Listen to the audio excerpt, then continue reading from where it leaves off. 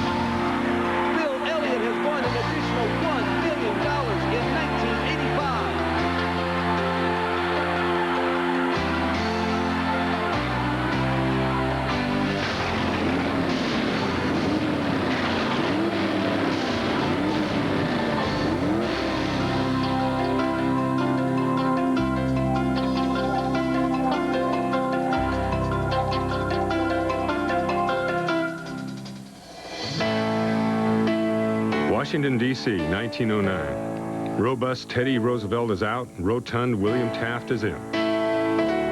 Against the backdrop of a kinder, more complacent Capitol Hill, a new citizen arrived that September. Christened William Henry Getty France, his parents hoped his second middle name would someday bring him wealth. 16 years later, that magic didn't seem very potent. He had quit high school to work as a runner in his uncle's bank, and he demonstrated a talent for anything mechanical. In the mid-20s, new racetracks were sprouting up all along the eastern seaboard with names worthy of Courier 9s like Seagrove Lanes, Mount Holly, Tops Field, Strawberry Hill. Most popular were the board tracks. They'd come in with a big old truck and a bunch of boards and things and build a little board track, you know, out of in like 2 hours, and we'd race on them. in Salem, New Hampshire, where I was raised, had a racetrack there, 2.5-mile racetrack, all boards. One track was in Laurel, Maryland, built from 5 million feet of Georgia pine. Unfortunately, the track splintered so often under the stress of the cars, it earned the nickname Toothpick Palace. Its 48-degree bank turns were a favorite challenge to teenage Bill France, who could never figure out a way to keep the family Model T from slipping down the track. His father never knew where Bill took the car on weekends, but could frequently be seen down at the local dealer complaining that its tires wore out too fast. I wanted to be a race driver, he said, but then everybody I knew wanted to be a race driver. In those days, one of the big problems in auto racing was the unscrupulous promoter who would get a roll of tickets and some posters and put some posters in barbershop windows and on telegraph poles and have an auto race at the local fairgrounds track. And then by the time the second heat was in progress, he would leave with the money and there'd be no prize money paid.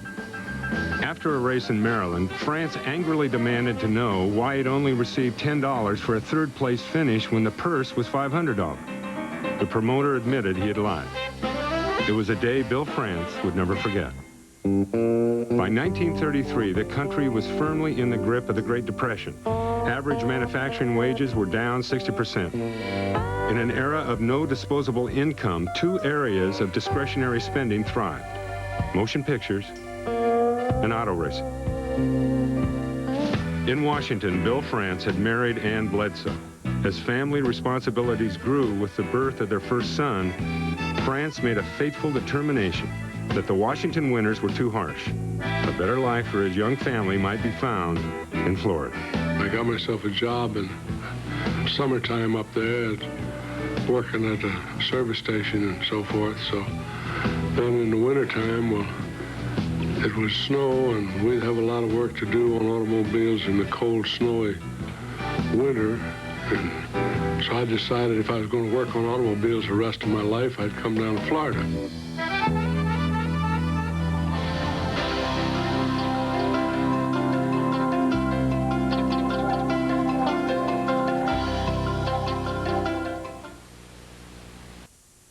The 50 is brought to you by 76 NASCAR High Performance Motor Oil. Works for NASCAR, works for your car. By your select GM Goodwrench Service Plus dealers. The plus means better. And by Coca-Cola Classic. Always the real thing. Always Coca-Cola. In 1898, the first official sale of an American automobile was ironically made to a man with the name of Bob Allison. From then on, America's love affair with the horseless carriage has best been expressed by a single phrase: how fast does it go? Daytona Beach was the place everyone went to find out.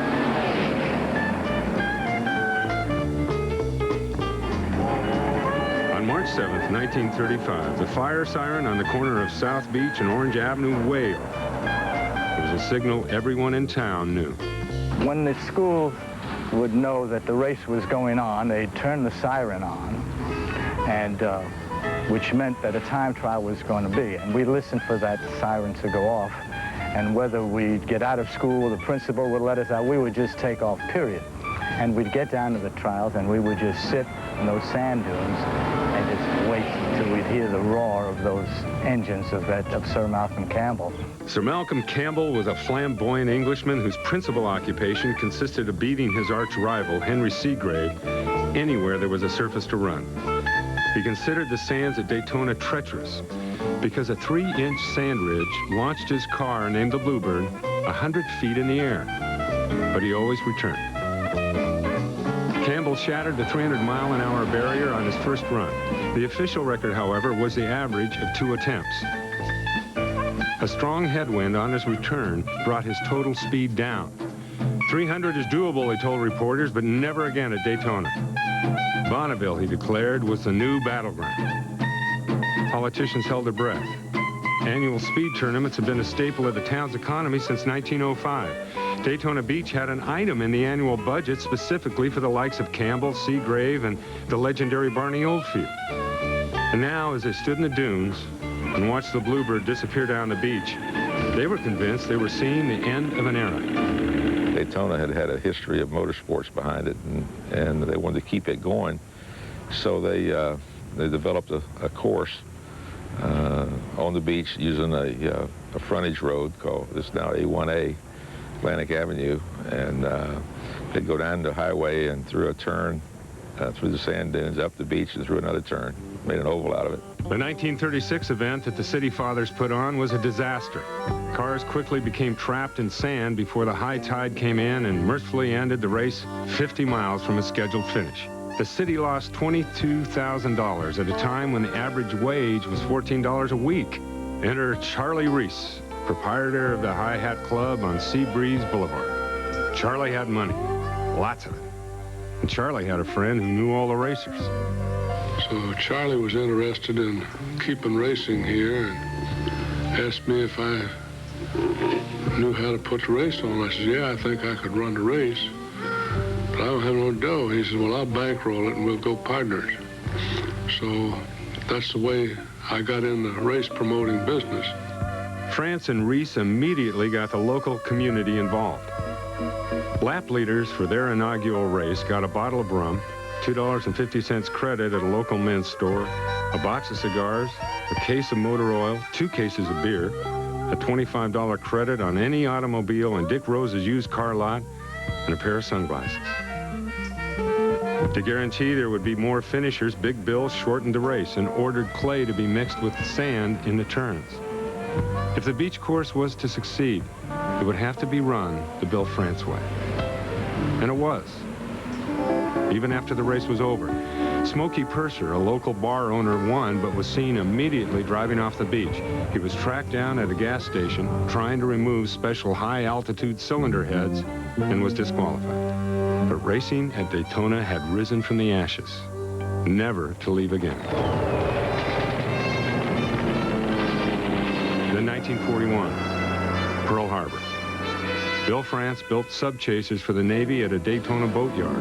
And with an entire world at war, a 1.5-mile stretch of white sand beach seemed very small indeed.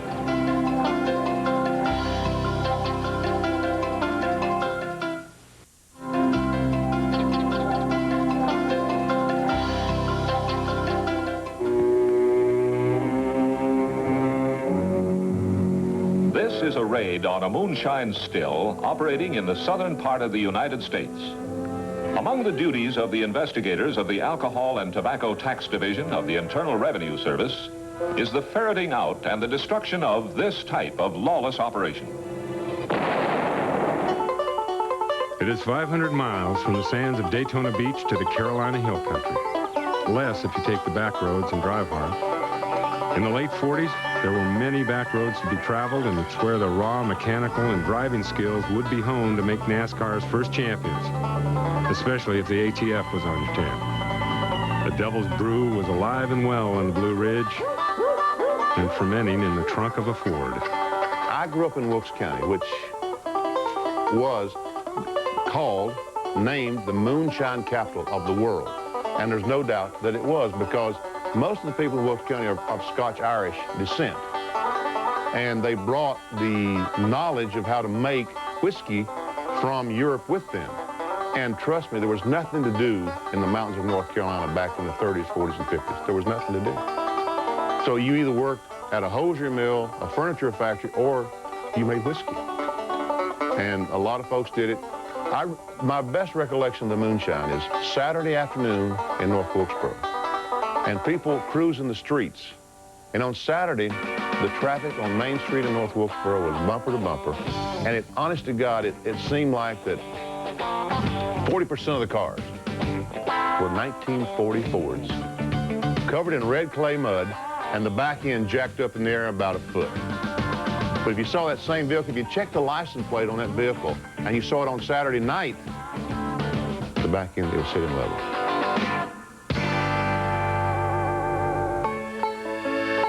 Since 1746, John Barleycorn had been as sure a fixture in Appalachia as corn shuck dolls and skinny dipping. By the Depression, he was downright indispensable. Farm work earned a meager 10 cents an hour. It was make moonshine or starve. Junior Johnson's parents were so broke, they once refused a COD shipment of seeds because they could not afford 35 cents for it. We ran dirt basically everywhere we went to stay off the main highways to keep from running into highway patrolmen and stuff like that. And it was a natural for us when we showed up to the racetrack. We'd done been to school. We had all the knowledge of what it took to handle a race car on dirt. It was a training ground for many of the guys that I know that came along and did well in the sport. The war years only made matters worse or better, depending on your perception of progress. World War II got hundreds of thousands of men and boys out of the South and off the farms and out of the textile mills for the first time in their life. They found out it was a bigger world out there. Returning servicemen who found their home states too sedentary headed north, many to Detroit, where pent-up demand of a car-hungry public promised manufacturing jobs galore. Those that chose to stay in the South found an economy more anemic than the one they had left to protect. There were those who ran moonshine. There were those who gave chase. And then there was Red Vogt. Red owned a garage, a repair garage in Atlanta, Georgia. And at one end of the garage, he'd be building cars for the moonshiners. At the other end of the garage, he'd be building cars for the revenuers. And one day I asked Red, I said, who got the best cars? He said, the moonshiners paid cash, and I had to send the bills to Washington for the revenuers. Figure it out. One ATF agent said that cars with hot engines, heavy springs, and jacked up rear ends were like noses. Everybody had one, and there's only one way to find out whose car was best. Racetracks began to spring up all around here in North Carolina, any direction you wanted to go. I've always said the most dangerous thing in racing is a race fan with grading equipment, because he'll build a track, and that's how they were built. Challenge races in farm fields gave way to loosely sanctioned events everywhere from fairgrounds to athletic stadiums. While the rum runners were the fastest, the races were open to anyone who could field a car. Driving it was another matter. Jim Foster remembers the 1940 Ford he and his friend entered at the Greensboro Fairgrounds. One of our buddies who was a hot rodder was going to drive it, and he got out and kept practicing, and we kept telling him to go faster, and we finally says, the car will run faster than that, put your foot in it. And he went back out, and we looked down the backstretch, and he was going end over end, and he came in, he said, was that fast enough? And of course it totaled the car, and my days as a car owner ended abruptly. You had some real wild and woolly guys driving race cars, and equally some wild and woolly guys owning them.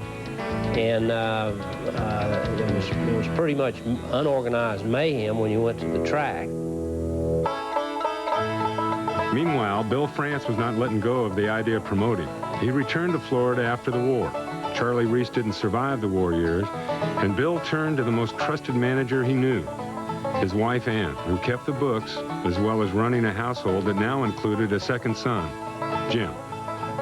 Dad was maybe a little bit more of a risk taker than Mom, but you know, once something's decided, everybody gets behind it 100%, and she's the one that kind of made sure all the bills got paid and made every dollar go as far as they could, and the cash management during that period was as important as anything else that we had going on. That was somewhat the difference between success and failure, was how well that was done, and she did a successful job of it. Bill and Ann were promoting races under the banner of the National Championship Stock Car Circuit, but it was national in name only. The moonshiners were not used to rules, but France had bigger ideas about how the sport should be organized.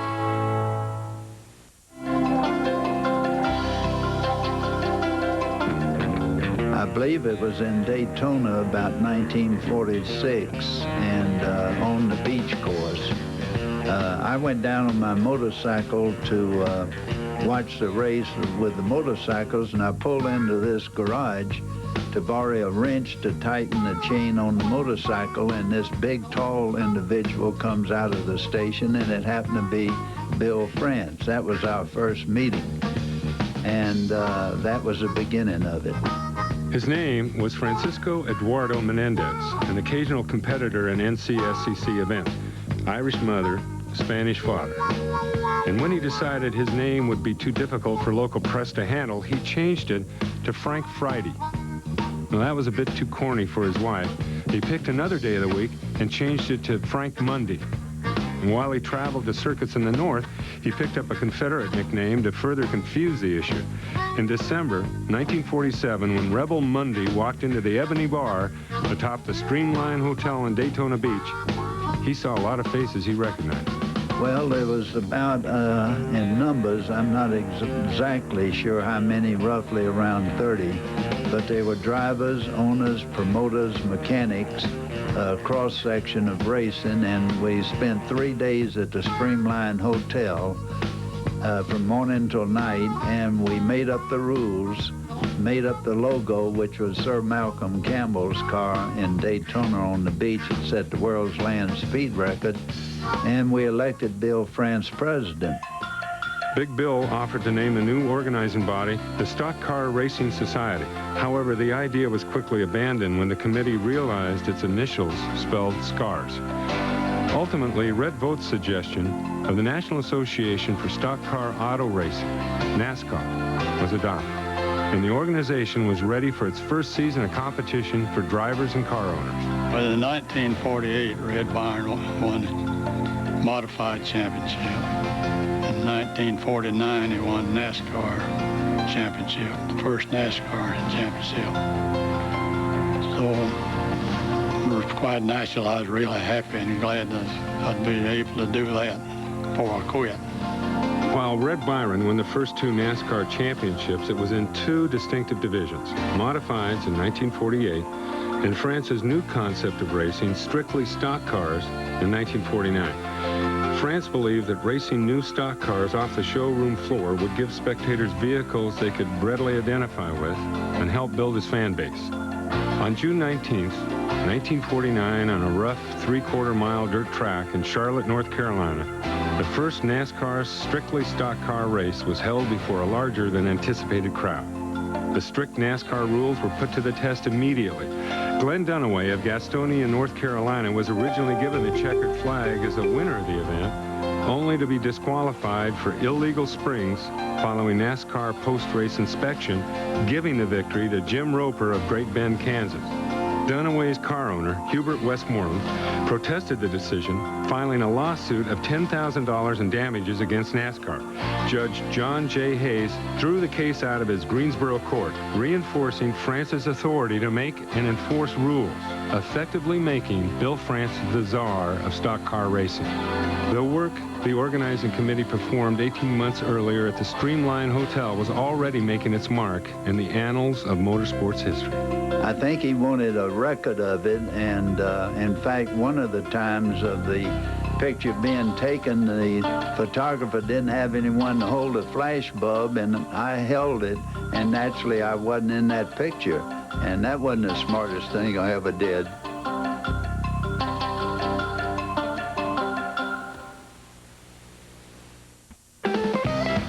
Back in Daytona, the original beach course had been abandoned due to overcrowding, and a new 4-mile course was created utilizing the beach as well as Florida Highway A1A in the Ponce Inlet area.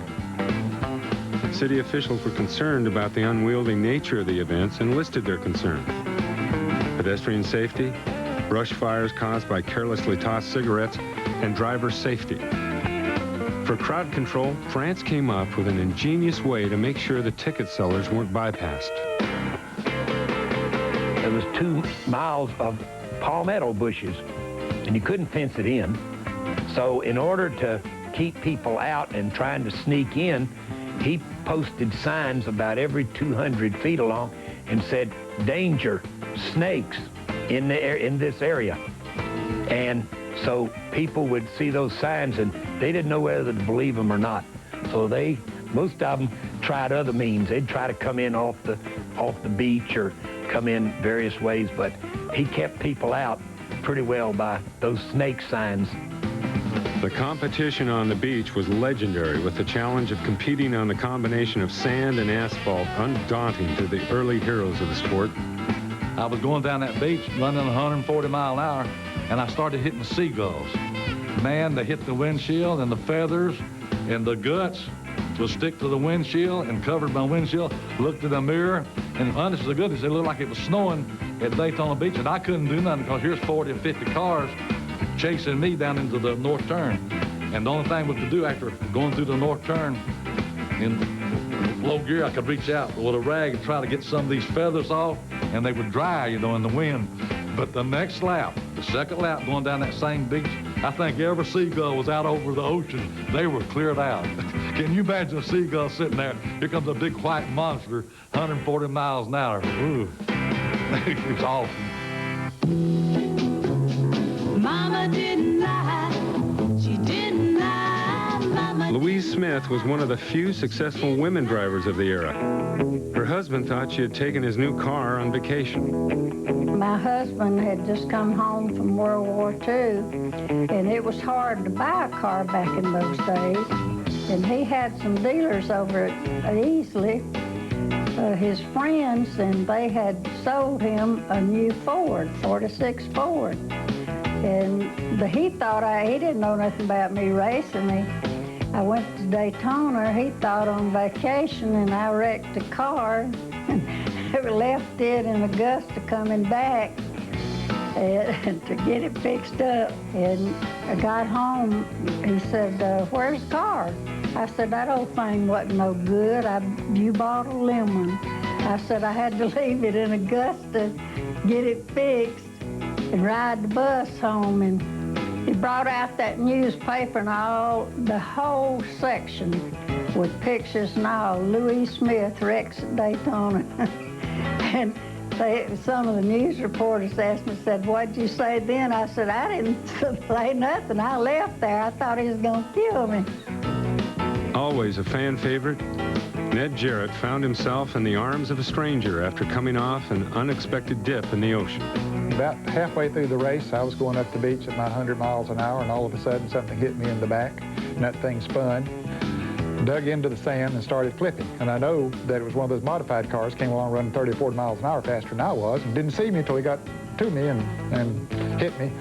Anyway, that thing, it flipped and it flipped and it flipped, and finally it landed in the ocean on its wheels. And apparently it had knocked me out. And I came to enough that I thought that I needed to get to the other side of the racetrack. I knew that it was out in the ocean. And so I ran across the racetrack, and they hadn't stopped the race because I was out of the way. I was out in the ocean. And broke loose from him, ran across the track, and those cars coming up through there, and only by the graces of God did I get across there. And I was told that I got to that twine string and passed out, collapsed right there on it. Well, the next thing I remembered, I was laying in some big fat lady's arms, and she had about that much and a pint of early times liquor, and she was trying to get me to drink it. And I was bleeding, and I was pretty sure I was going to die, and I knew I wouldn't have no chance getting in heaven with that liquor on my breath.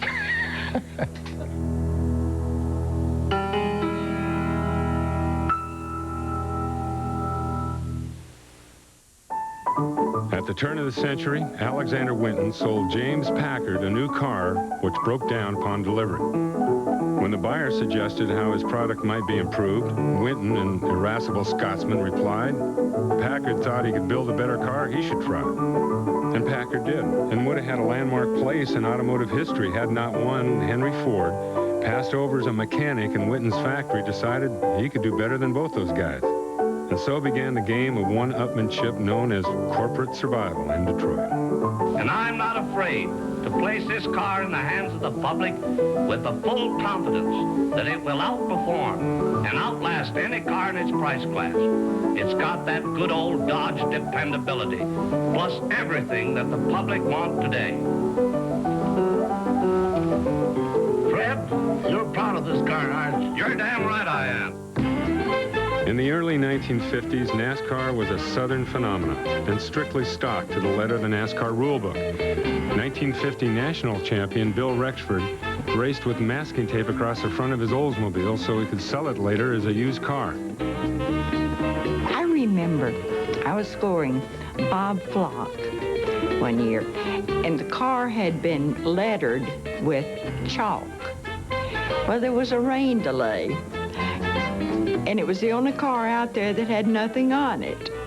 So it was easy to find because there was no lettering, no numbering, no nothing on it. One car that certainly wasn't hard to find was the fabulous Hudson Hornet of Marshall Teague.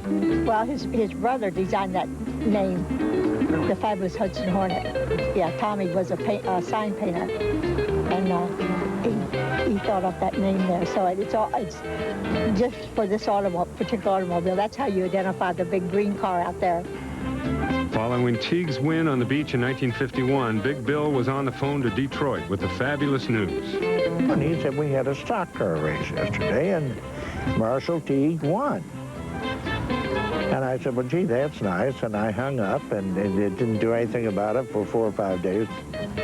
And he called me back, and he said, what's the matter with you? Aren't you going to do anything about Marshall Teague? He won the race. Don't you remember that? And I said, yeah, I remember that, but I don't think it's very important to us. We don't build race cars. We build automobiles. And he said, well, it's a damn good one, and you better get busy. France's call to Detroit did the trick, and Teague was invited to a meeting with Hudson officials. The doors to factory-backed racing were opening wider. Stock car racing is recognized as the greatest public proving ground in the world. It is a contest that brings together cars that can be bought from any dealer, not highly specialized racing creations that are useful for no other purpose. Hudson's success in stock car competition was not achieved because they were the fastest cars entered, but because of their fast acceleration and safe cornering qualities. Bill France moved quickly. It was time to stage a race in Detroit's backyard with the Motor City 250 at the Michigan State Fairground. Tommy Thompson was the winner, but perhaps NASCAR had the biggest win. It was the first look at Southern-style stock car racing in the heart of the Motor City. That racetrack had held for many years Indianapolis car races. So that was Bill France's real imperialistic move out of the Southeast. That was the first big step towards establishing NASCAR as a national sanctioning body. Throughout the 50-year history of NASCAR, the pride of the marquee has been the connection between the cars driven by fans to the track with the cars that compete on the track. From the fabulous Hudson Hornet of Teague and Herb Thomas, to the classic 57 Chevy of Fireball Roberts, to the 60s Ford domination of Lorenzen and Holman Moody, to the sensational 67 season that made Richard Petty the king and made the Plymouth Hemi a household word with the greatest season in NASCAR history. Junior Johnson and Cale Yarborough brought back the glory to GM with consecutive championships in the 70s, while David Pearson and the Wood brothers made their number 21 Mercury the most dominating car in superspeedway history. And Dale Earnhardt continues to bring pride to the Chevrolet bow tie with the Monte Carlo's incredible success. The partnership with NASCAR in Detroit has flourished since that fateful follow-up phone call from France to Tom Rhodes.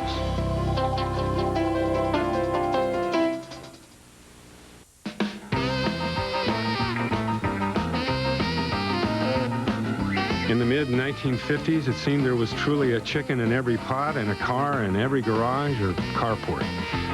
As a society, we were looking for new places to spend our entertainment dollars. The American people were doers, not viewers. Pins were flying, airplane spins and full Nelsons were common on the tube, and rock and roll and Disneyland were here to stay. America's post-war love affair with the automobile was even more intense, and Bill France's NASCAR circuit was thriving. NASCAR had become the best entertainment value in the South.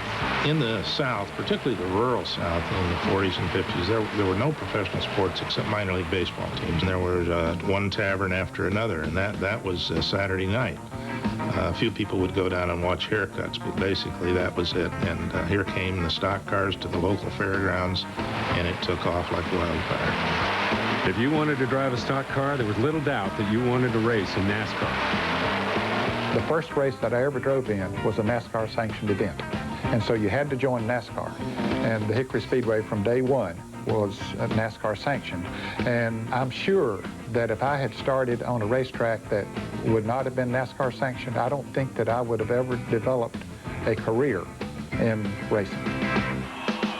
One of NASCAR's strengths has been its connection with the American pop culture. As evidenced in the 90s, the hottest sellers for Detroit are light trucks that have proven popular with the NASCAR Craftsman Truck Series. In the 50s, convertibles were the rage, and NASCAR followed suit.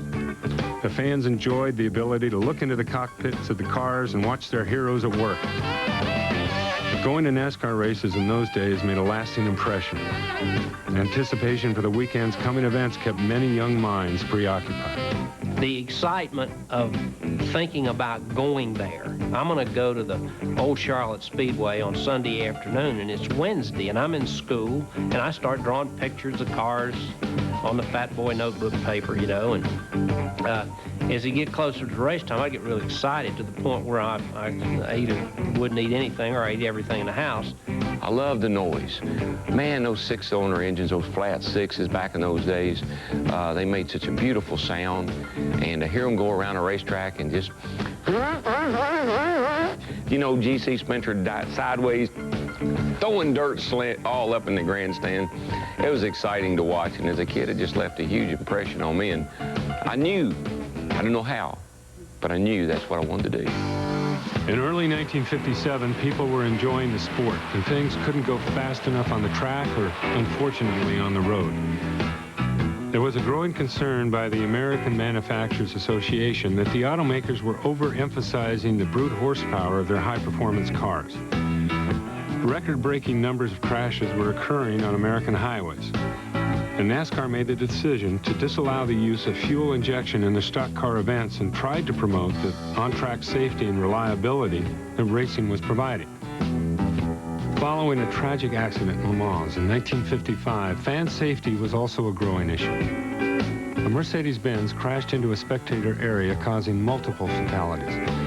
At Martinsville, Virginia, 2 years later, a car driven by Billy Myers crashed into an area supposedly off-limits to spectators, seriously injuring 5 people. A decision to pull out of the sport by the manufacturers was made. But Bill France once again mandated the promoters to improve safety conditions for fans. He was also steadfast with the manufacturers that racing was needed to test their automobiles in supervised off-highway areas. All the while, France's vision for the ultimate proving ground for stock cars was ready to turn from dream to reality.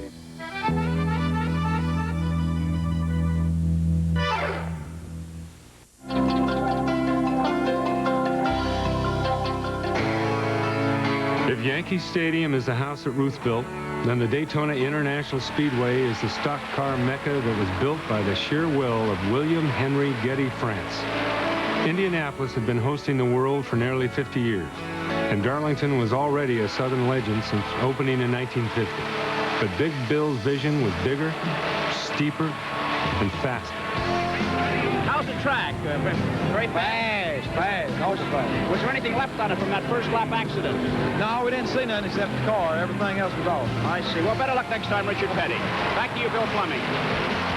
By 1957, the need to move racing off the beach had reached a crisis stage. But 1957 was no year to go looking to raise a buck. Big money reached the papers, and the papers were screaming that NASCAR was dead, killed by the manufacturer's pullout. Unfazed, Bill France had his eye on one particular piece of property. We kept running them there until the community was growing. And there's so many people that live down on the beach now that it would be very difficult to try and conduct anything on the beach. So back in the late 30s, early 40s, well, I pointed out to some of the city fathers that what we really needed here was if they wanted to keep motorsports as a function for this in the city area was to have a big permanent facility. The city acquired the land from the county for $1 and then turned around and leased it to Bill France with the promise that he would have to pay taxes only on improvements he would make to the land. Popular legend is that Big Bill copied the design for the track from a Lazy Susan at a banquet table, but the inspiration for the new superspeedway was more deeply rooted than that. Everything he knew went into its design. He took the idea of its high banks from the board tracks of his youth flattening their parabolic turns to allow passing.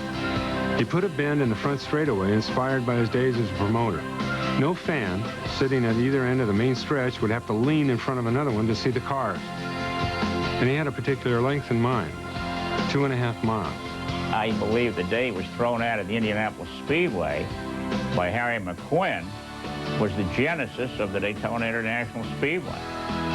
The rivalry between NASCAR and the AA was flaming at that point. And when Harry McQuinn, a former driver who was the chief steward of the Indianapolis 500, found out that Bill France was in the garage area, he sent a couple of guards to escort him out of the garage area. And now, there is no more AA. And the Daytona International Speedway is the cradle of American stock car racing. Without financing in place, work began in earnest. No job was too big or too small for the France family to undertake personally. I was living in North Carolina at the time, and I came down when we started construction in December. Went 7 days a week till the track was ready. I did a little bit of everything. I picked up the roots that were left there, you know, that you had to go by and rake up before you didn't want them buried in the soil and have them rot. I sold tickets. I did everything. We all did. It took everybody to get this together. Dr. Monaco, who was a Speedway physician, told me that he would like to have a Protestant minister and a Catholic priest to stay in the little care center in the Speedway during the races. And then I told him I'd be glad to, and I met him out there, and he introduced me to Bill Jr., who was digging the ditches in the Speedway for all the restrooms. And he said, well, since you're going to do this, how about having a prayer?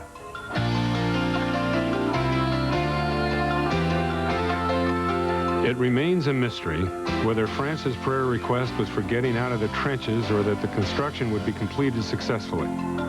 300,000 shares of stock were sold at $1 a share, raising enough money to build a conventional track, but not enough to build Bill France's dream. 3 months later, it wouldn't matter. The project was out of money.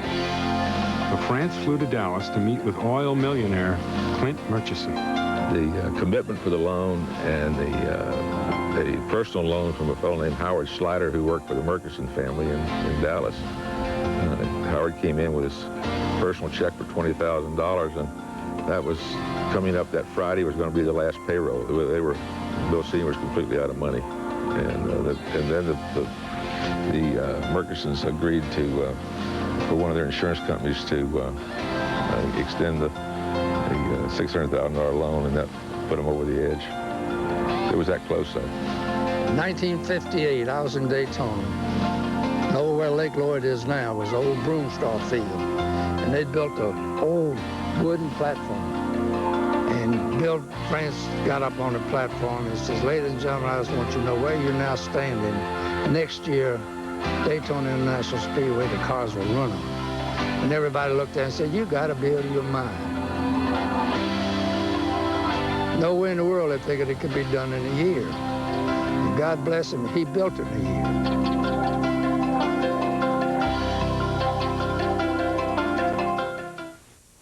The 50 has been brought to you by Goodyear, #1 in tires. By the all-new Wide Track Grand Prix by Pontiac, wider is better. And by Brewery Fresh Budweiser, the king of beers. Hey, race fans, this Bud's for you. I remember Bill as a man of great conviction. He was dedicated. Early on, he was involved, of course, Daytona being his central theme, you might say. I first met him way back in the 70s sometime, and I was impressed with his dedication to the sport.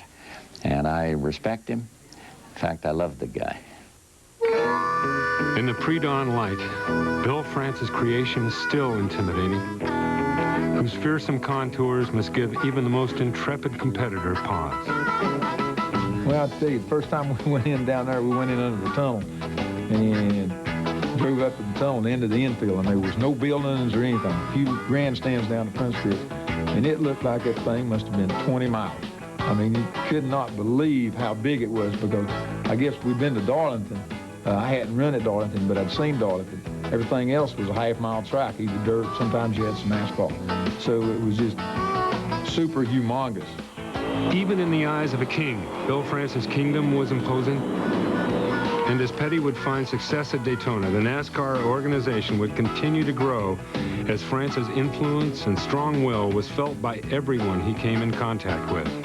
Bill told me, he said, I don't want a yes man. He said, I want somebody that'll work with us and tell us if they think we're doing something wrong, and we'll discuss things, bring us things.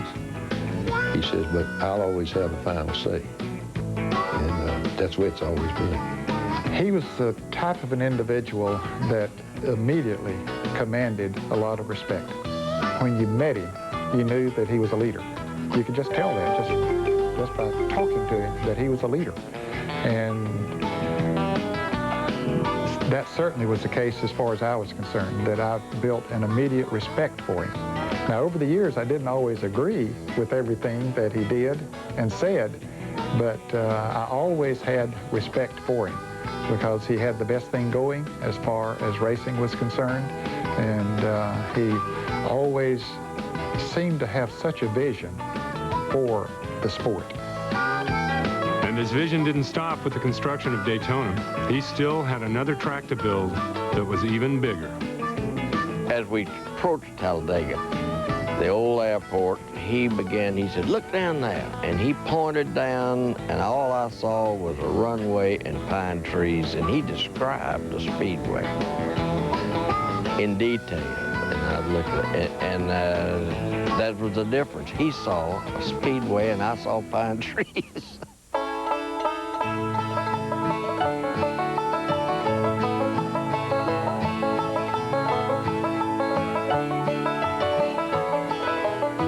Of hesitation lie the countless bones of millions who, in the grasp of victory, sat and waited, died. So, the moral of that story is, you got an idea, go do it. Don't sit there and ponder on it forever.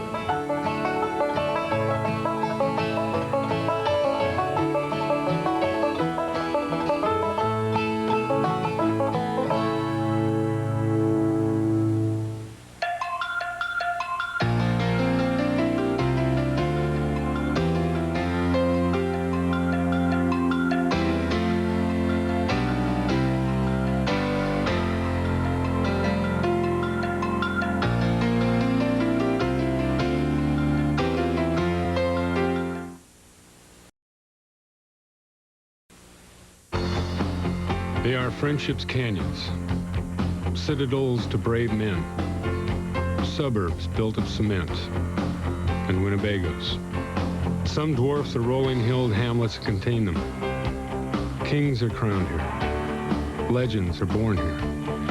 And for every fantastic finish, there's another story, as old as the asphalt and mortar of these shrines of speed themselves, the tale of the men that built them.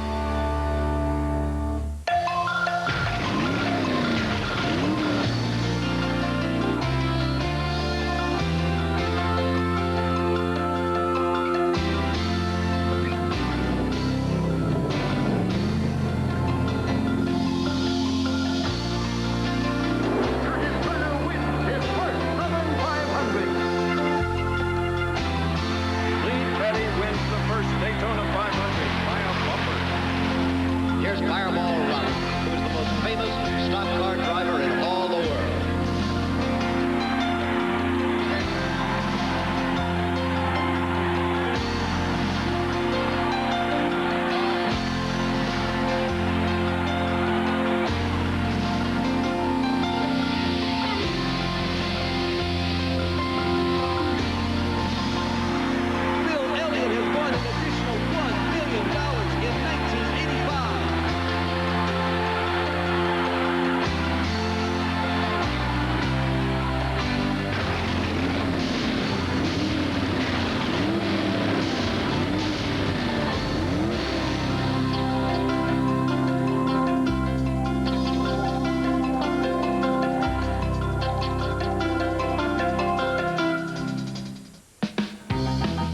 February 1959, and the beaches of Daytona were filled with northern snowbirds. But this year, there would be one less activity on the hard-packed sands. 11 years of NASCAR racing on the beach had gone out with the tide. Only the consistent pounding of the surf remained.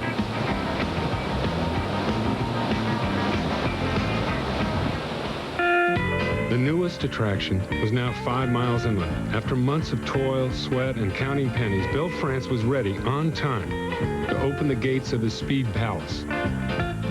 For many, the first sight of the brand spanking new Daytona International Speedway evoked awe. It was just super humongous. When we got ready to go run, and Johnny Bruner Sr. was the flagman. He looked after the race part of it, and he said, y'all go out and you got to run 5 laps on the flat before you ever get up on the bank. Okay, you know, here I'm a 21-year-old kid, and I go out and I run through 1 and 2 and around 3 and 4 and probably through 1 and 2 again. I said, yeah, I'm gonna get up on the bank. Got up on the bank. I was the first person that was black flagged at Daytona Beach. NASCAR's competitors had a new lightning-fast proving ground. The 31-degree turn banking accelerated speeds beyond anything they'd ever experienced, and for the first time, the word drafting appeared in their vocabulary. Well, I'm not sure that they knew what drafting was the first race.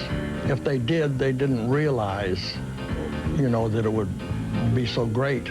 Once you get up right behind them, you can just back out of the throttle. It just drag you along. So, because the wind current was coming off their car and over top your car, and it's coming down the deck and it's pushing you along as well as keeping it off of your nose. So you had the best of 2 worlds, really. As drivers learned their way around the huge 2.5-mile tri-oval, the weeks of testing and time trials whetted the fans' appetite for the upcoming 500-mile contest. Behind the scenes, the entire NASCAR organization was firing on all cylinders to make sure race day was a success. My job at that time was just working the track, just getting the parking. We took most of the parkers from the beach. The National Guard used to do the park from the beach, and they did it out there for the first time. Today, the inaugural race at Daytona is fondly remembered as storybook. There was Chamber of Commerce sky blue weather, a celebration of sporting Americana, and a packed house, 42,000 strong, all assembled to watch the best stock car pilots that the East, West, North, and South had to offer, each with the one-time chance to write his name on the first page of a new chapter in motorsport's immortality. The green flag was just the first historic moment. From their high vistas that afforded a view of the entire facility, fans witnessed passing, pit stops, and pulsating speeds. The first 450 miles of Daytona were captivating to watch, even for young Richard Petty. After falling out of competition early, he hastily joined the crew of his father, Lee. The 2-time NASCAR champion was in a lead-swapping battle with Johnny Beauchamp. It was a favorite Southern son against the outside. For 50 laps, they traded both paint and the lead. Up in the makeshift press box, typewriters were clicking just as fast. This would make great page 1 copy. On the final lap, they headed for the finish, Petty and Beauchamp. From his perch, Bill France watched them close. Only a few yards remained. France's pipe dream was making real history. But the gods of racing couldn't let this one go without one of their special twists.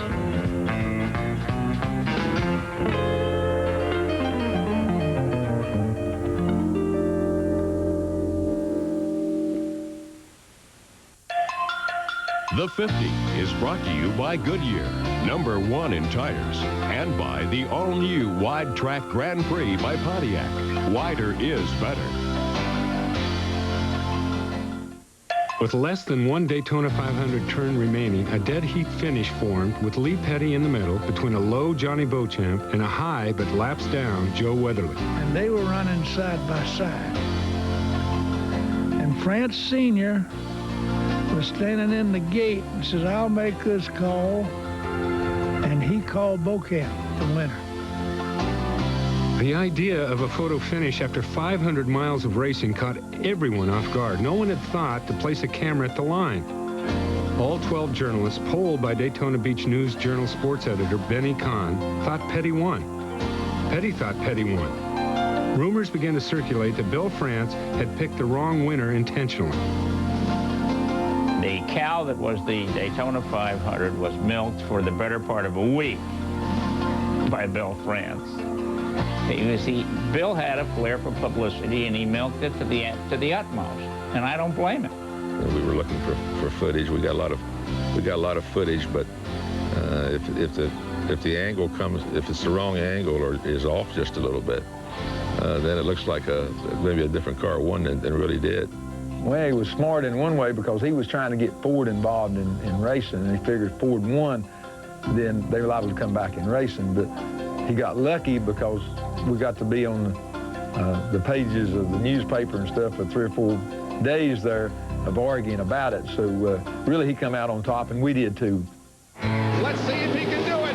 He's going to do it. Jeff Gordon wins the California 500. The blueprint for a modern stock car facility will always be Daytona. And now, approaching the end of the 20th century, Bill France's vision looms large as a NASCAR building boom is underway. I remember standing over on Merrill Avenue on the overpass with Roger Penske in July of '94.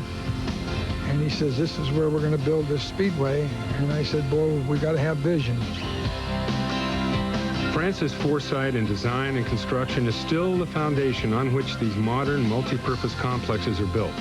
Architects are charged with the mammoth task of creating not only a competitive circle of asphalt, but one ringed with the most luxurious suites to house corporate America's high-powered CEOs. We need the great arenas to keep pace with the NFL and the NBA. We need places like California and Texas Motor Speedway and Las Vegas. I mean, all these new venues. And it all started with Daytona. I mean, that was such a vision right there. And for somebody to have that type of vision to do that and to see it be as successful as it has been, it doesn't surprise me at all that the whole sport has gotten to where it is. But, you know, every sport needs a Super Bowl, and ours is Daytona. There's no doubt that the biggest win in my career has been the Daytona 500. You know, you can win championships, you can win a lot of races, but until you win the Daytona 500, your career really isn't complete.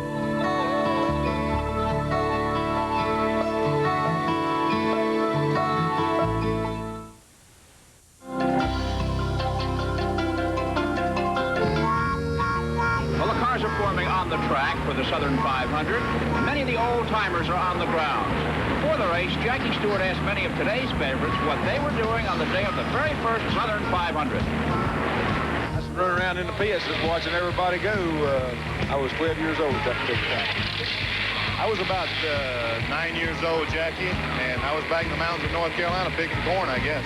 My mother was probably changing my diapers about the first time this race was run. Well, I was in the infield down, I had a babysitter at that time, down in the far end down there. My dad was racing in the race. Daytona was not the first of its kind. That distinction belonged to a South Carolina track, one whose design was also inspired by Indianapolis, and one whose most notable landmark was the imposing guardrail that wrapped around turns 3 and 4 of the original layout. Centrifugal force pinned many cars up against it, and no one could complete a race without scraping alongside it for the better part of the afternoon. For many young men, Labor Day brought the Southern 500 via the radio airwaves, and along with it, a dream that they, too, would one day wear the Darlington stripe. I guess the first time I heard about it was just listening to the races, you know, on the radio. And, of course, I'd be out under a shade tree or something working on an old car and hear them talking about like running Darlington. The Darlington, the stripe, rubbing the guardrail to get around it and running about 130 miles an hour or something like that. And I said, boy, them boys are crazy doing something like that, you know, rubbing a wall, running that fast. Darlington had been built nearly a decade before Daytona, but its original purpose was not for stock cars, rather open-wheeled Indianapolis-type machines that grabbed the attention of Harold Brazenton on a fateful trip up north. It was not built to be a stock car track. It was built to showcase the Indianapolis cars. Well, I got in the car, a few friends and myself, and we went to Indy. Well, after I saw what I estimated about 200,000 people, I just couldn't believe all those people would go to see a race. So after watching the Indy cars run and the speed they attained, I got to thinking that a stock car race, it showed a mechanic and the bookkeeper and the lawyer and the doctor and everybody would take a very big interest in it. Darlington was scheduled to open in 1950, but Brazenton was about to get a big lesson in promoting. Unlike the movie script, he built it, but no one was coming. They got down to within a short time in front of the events, and they had hardly any entries. So Harold Brasington called my father and asked him if NASCAR could come in. And it was really on short notice. Maybe I'd say 6 weeks, could have been a month. But in any event, he said yes, and we had 75 cars that took the green flag that day, and it's been a stock car track ever since. While Big Bill was in the garage sorting out the enormous number of entries, his son was putting his salesmanship skills to work. Even Bill France Jr., who was there, he had a snow cone concession, and he ran out of syrup, but he still had ice, and so he was yelling, snow cones plain, and he sold a lot of them. They started, qualified and started 75 cars in that very first race, 3 abreast. From the start-finish line, there was so many cars in that race. They went through the 4th turn, almost all the way to the backstretch. That's how many cars started. And when they dropped that flag on that first lap, it looked like about 2,000 New York taxi cabs trying to go on that first turn to be in, first. But we run on the inside of the track, and man, it was like running on sandpaper. I blowed 22 tires in the first Darlington Southern 500, but I think Johnny Mance was driving the little light Plymouth, had truck tires on it, and he finally stayed out there long enough. I think 5 or 6 hours that race lasted, the first one, and Johnny Mance won that first race. The first Southern 500 was actually a co-sanctioned race by NASCAR and the CSRA, an open-wheeled racing organization. Brasington did not give up on his vision to see open-wheeled cars compete at his track. In 1952, the raceway hosted the first NASCAR open-wheel speedway division race, which was won by Buck Baker. The division was short-lived, lasting less than 2 seasons, as was Darlington's flirtation with open-wheel racing.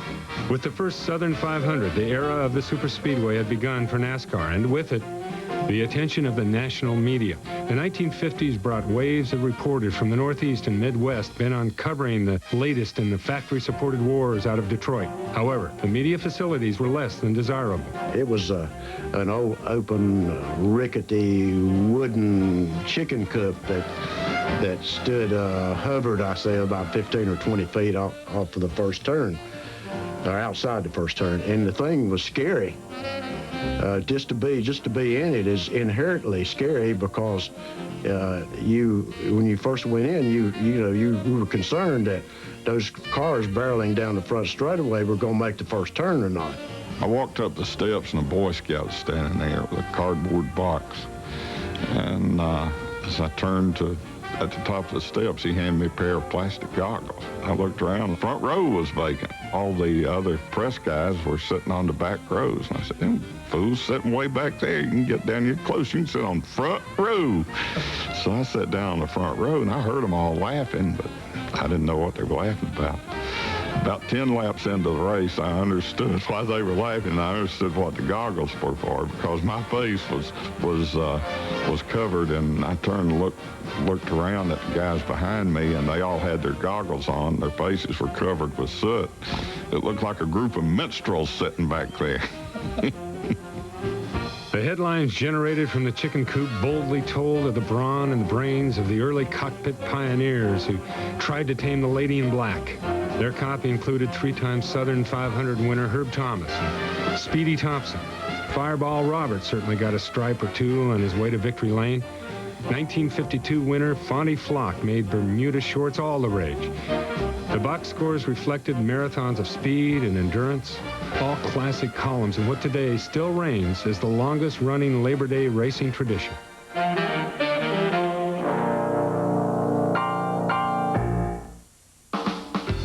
Nobody could drive a race car like Curtis Turner. The best driver that we ever had was Curtis Turner. Curtis Turner would lose a car on a dirt track more times than you can count, and it never wrecked. Nobody lived life like Curtis Turner. I was in the airplane with Curtis Turner one time, and I'm looking out the window, the prop stops, and I yell, scream. I said, whoa, the motor just died. He'd shut the motor off, I didn't know that. He's playing games. So then he tilts the airplane, and he opens the door, and he's trying to shove me out of it. And nobody took chances like Curtis Turner. He lived walking that high wire. and without a net. That was Curtis.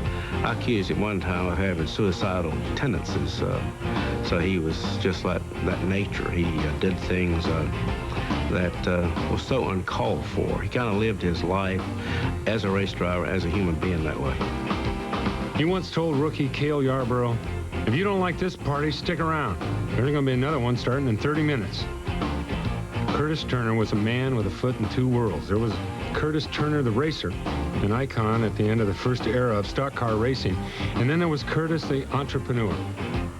He had been approached by promoter Bruton Smith to lend his name to a massive project, the building of a new superspeedway in Charlotte, North Carolina.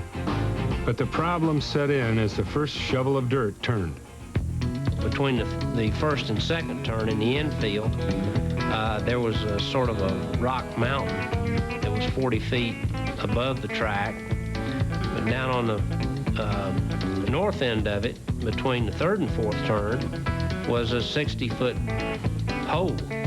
I remember that getting it finished involved opening an excavation school in the infield, where they figured they'd kill two birds with one stone by teaching people how to blow up rocks and take them out of there and get paid for doing that. I thought to myself, I said, gee whiz, these guys, he has taken on a real mountain out there, because they didn't have any money. I mean, they were selling stock out of the trunk of their cars for $1 a share. And it just, it was a formidable challenge, and the fact that it was built was pretty amazing. As the day for the first race approached, Bill France and company arrived at a track that, in spite of crews working 24 hours a day, was not finished. Guardrails at some areas had been put up just a day before, but that was way ahead of the track surface, which would be finished the morning of qualifying. During practice, the track began to break up. Chunks of asphalt were flying as fast as the driver's mouths. In an ironic twist, the racers summoned the help of some unlikely allies in an effort to get the race postponed. Jack Smith was one of the star drivers then. And he coaxed me into getting into his race car on the right side where there was no seat, and I was squatting down there holding on to the roll bars, and he wanted to show me how bumpy the track was and how rough it was, and he scared the life out of me. The morning of the race, my headline in the Spartanburg Herald was the World 600 with a question mark, and the story was prediction that the race would not reach the halfway point. And I arrived at the racetrack, and walking up the wooden steps of a hastily built press box, looked up, and there's this giant of a man standing in the doorway, blocking it, and it was Bill France. And I looked up at him, and he had my newspaper with a headline on it, and he says, "Foster, we're going to run 600 miles here, and when this race is over, you're going to eat this newspaper." France was right. They went the distance, but the race was not a competitive success. Tennessean Joe Lee Johnson won by 4 laps. The track was already $500,000 in debt and would not be able to satisfy its creditors' demands. The board of directors wanted Turner out, but Curtis had already embarked on a course to keep Charlotte under his control. It was a plan that would shake NASCAR to its foundation and would lead to the night Bill France came to the track armed with more than his determination.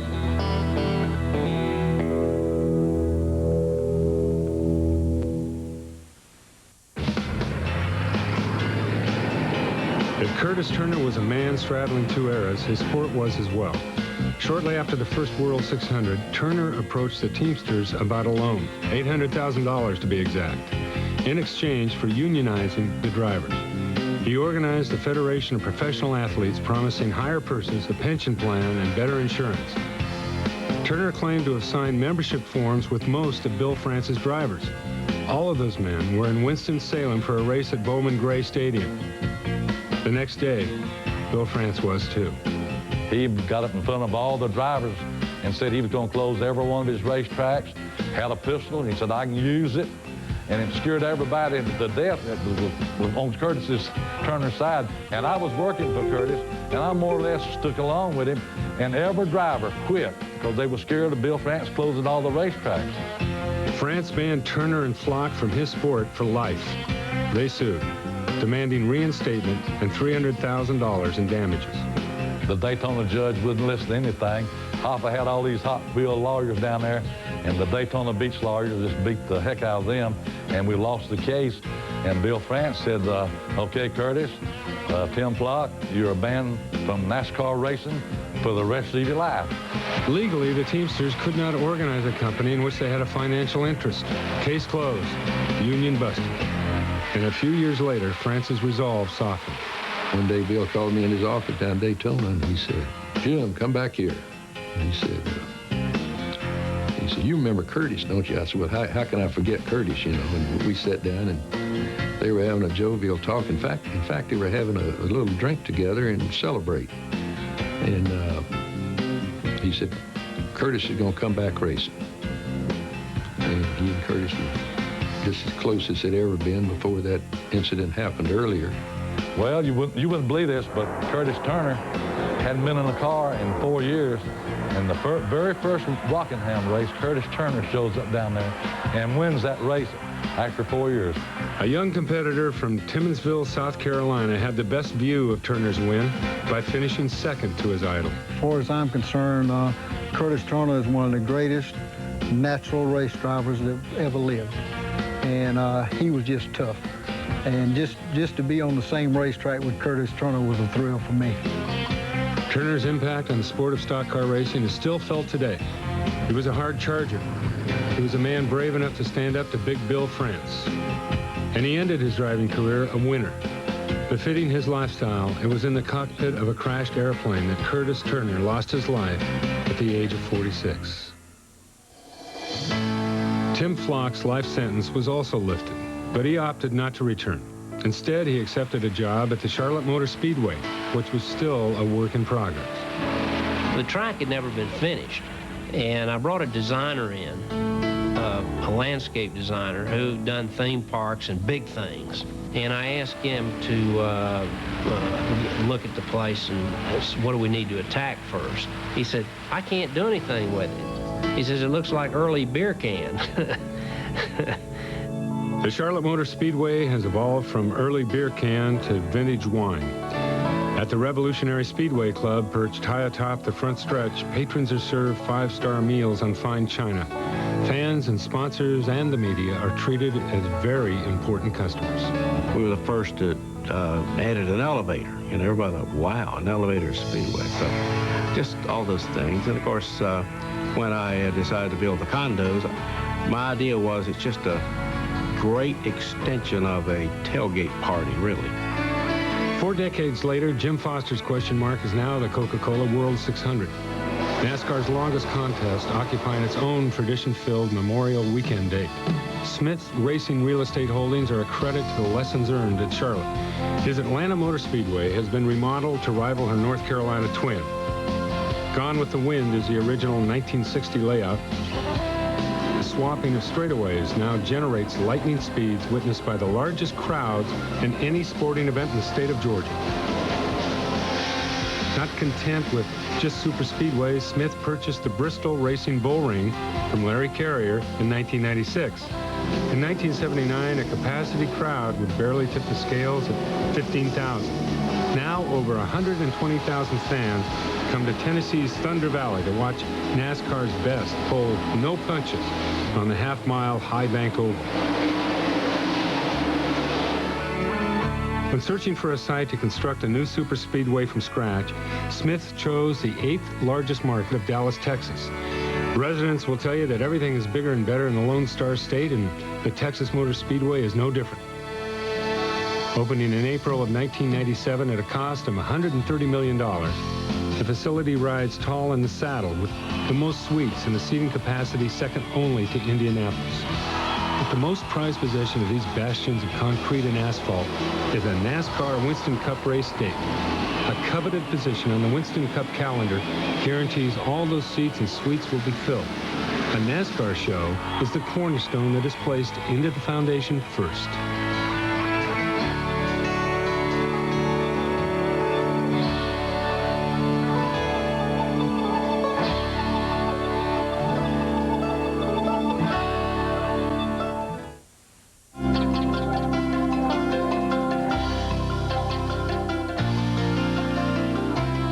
While the new tracks in Texas and California are grand examples of NASCAR's future, there are still some shining lights from the past that continue to glow.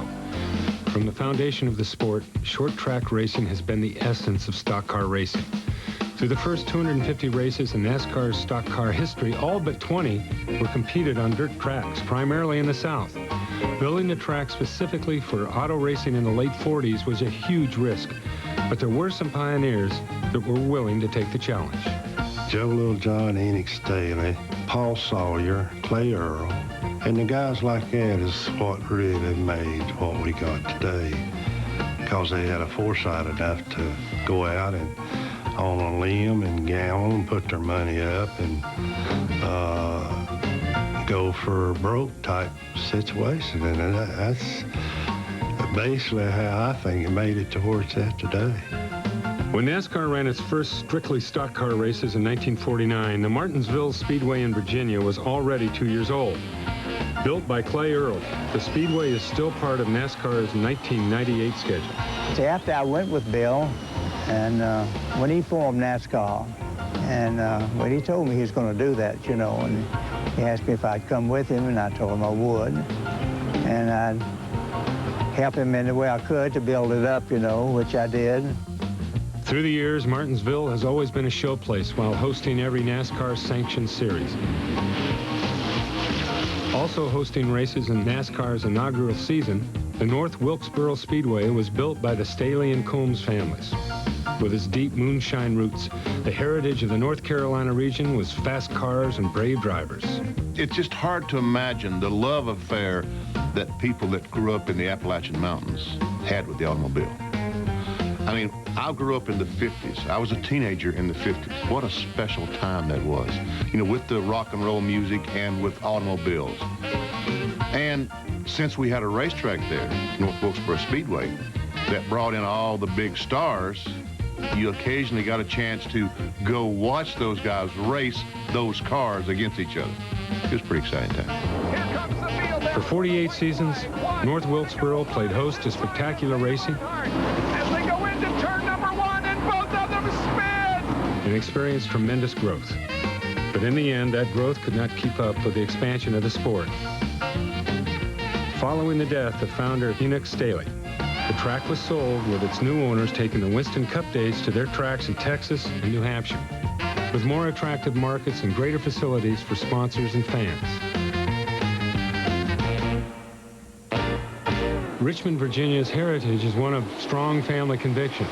That value system continues today with the Sawyer family and Richmond International Raceway. Led by patriarch Paul Sawyer, the facility is a perfect example of how to adapt to a growing sport. Hosting NASCAR events since 1953, Sawyer faced a crossroads when he saw the sport outgrowing his track built on land owned by the State Fairgrounds Board. Well, I'm in a minor league facility with a major league sport. I don't have enough seats. It's outdated, old steel guardrail, wooden seats and all, and I gotta go.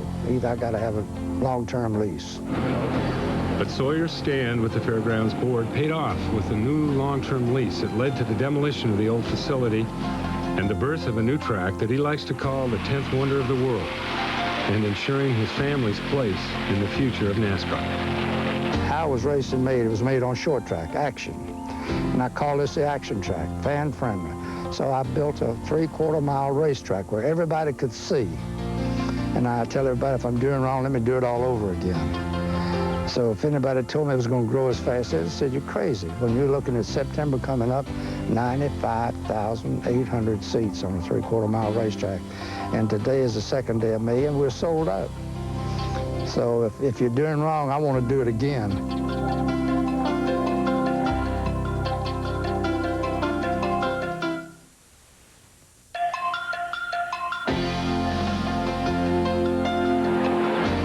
With the stock car racing boom of the 90s, it's hard to believe there was a time that tracks hosting what is now the Winston Cup Series would struggle. The struggle they did. Some gave way to escalating land costs and developers that were anxious to grab valuable commercial property. Some failed due to poor promotion and business practices. And then for some, it was just poor timing. The Langhorne Superspeedway in Pennsylvania was a prestigious stop in NASCAR's earliest seasons. Hosting 17 events over a 9-year span, the unusual design of the track made for a driver's nightmare. It was commonly known as the track that ate its heroes. A circular design that meant the driver was always turning left. Only racing legends could claim victory there, with drivers like Herb Thomas, Dick Rathman, Buck Baker, and Lee Petty among the select few that could say they conquered the great left turn, if only for a day. But even with Langhorne's demise, the design of the track left a lasting impression with Bill France. He remembered that people didn't care where they sat when they'd walk up to buy the ticket, and he'd never seen that before, and he asked some people, and they said, it doesn't matter, we'll all be on a turn. And that stuck in his mind. And if you think about it, Daytona's tri-oval is kind of a modern end of Langhorne, if you will. In the late 60s, Detroit industrialist Larry LePayton tried to mix big business and racing in an attempt to operate up to a dozen major racing facilities across the country. His first track was in Michigan, built with $3 million in public stock in his company called American Raceways Inc. With initial success at Michigan, LePayton next went to Bryan, Texas to build a track that would follow the same design of a 2-mile tri-oval. LePayton was quoted, "I'm profit-oriented, not just dealing in fun and games." If profit was what he was after, he did not find it in racing. Within 3 years, LePayton was out of business. Roger Penske bought the track from bankruptcy court, but had reservations about the facility being ready for his first date. Within 30 days, there was going to be a race, a NASCAR race, and I was concerned at that point, should I really go ahead based on my knowledge of things that I thought should be done before we opened it up to the public under the new ownership.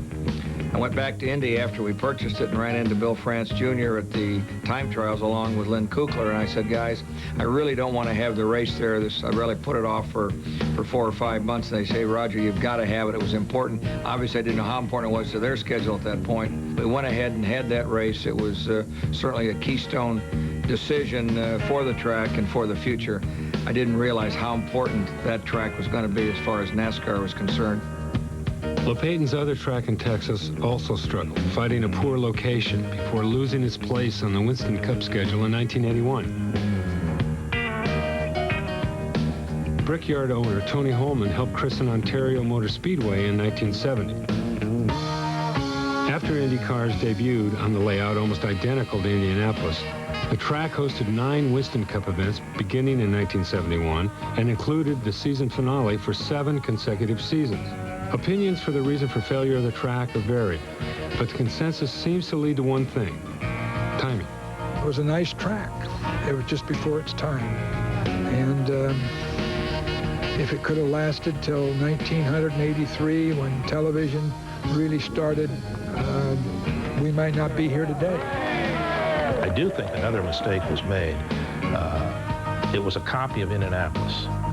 And you don't copy Fenway Park when you build a new baseball park. You respect what Fenway Park is or Wrigley Field, but you build a new, modern ballpark.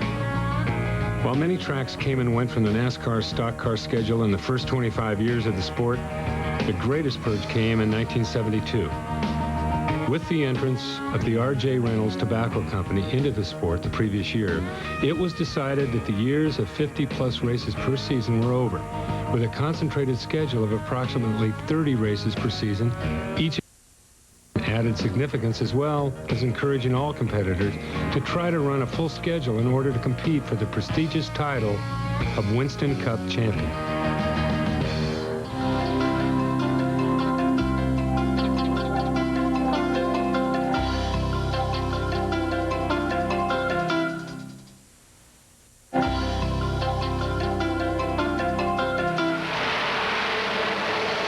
Following his success with the construction of the Daytona International Speedway, Bill France was looking for another challenge.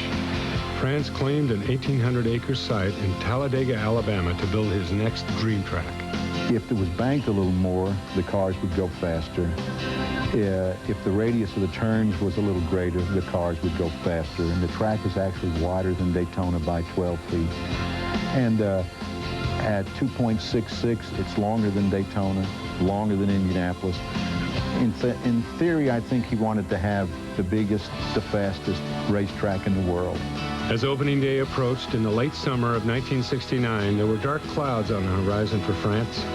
It was a storm that would shake the foundation of NASCAR.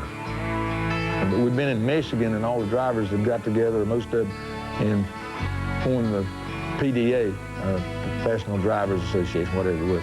And so, you know, that was just, that had nothing to do with Talladega. We was just wanting to be heard from the driver's standpoint. Anyhow, when we got to Talladega, went down there and started running. They was running right at 200 mile an hour. And the longer we was down there, the worse the tires got. On Saturday morning, we hadn't planned to go down for qualifying, but we saw all these horror stories about, you know, the tires weren't working, and because they were going so fast and the pavement was new. And they kept shipping in new tires every day, and we'd put them on and go out and run 3 or 4 laps and tear them off, and they'd bring new ones in the next day, trying to come up with a compound that would work. And it come down to Saturday, and all the drivers got together and said, you know, this is crazy. We're going out there and kill our crazy self. And I arrived down there Saturday morning. First thing I saw was all these top teams had the cars loaded on their trucks. They didn't have these big fancy trailers back then. And first thing I saw was number 43 on a truck. I said, this doesn't look real good, like he's going to race. The majority of the drivers thought that it was entirely unsafe. So we used the PDA to say, okay, as an organization, we're not going to run this race. And France said, you are going to run it. He said, you know, just slow down, you know. I understand Bill France's situation, too. He had a brand new place there. He had to have a show. We said, France, just, you know, put the race off, give Goodyear and Firestone a time to build a tire that'll stand it, and we'll come back and run. You know, we're not trying to hurt you here. And anyhow, he said, no, he said, you're going to run it. And so we just loaded our stuff up, and out the gate we went. Tipped off that there might be trouble, France brought his helmet to Talladega.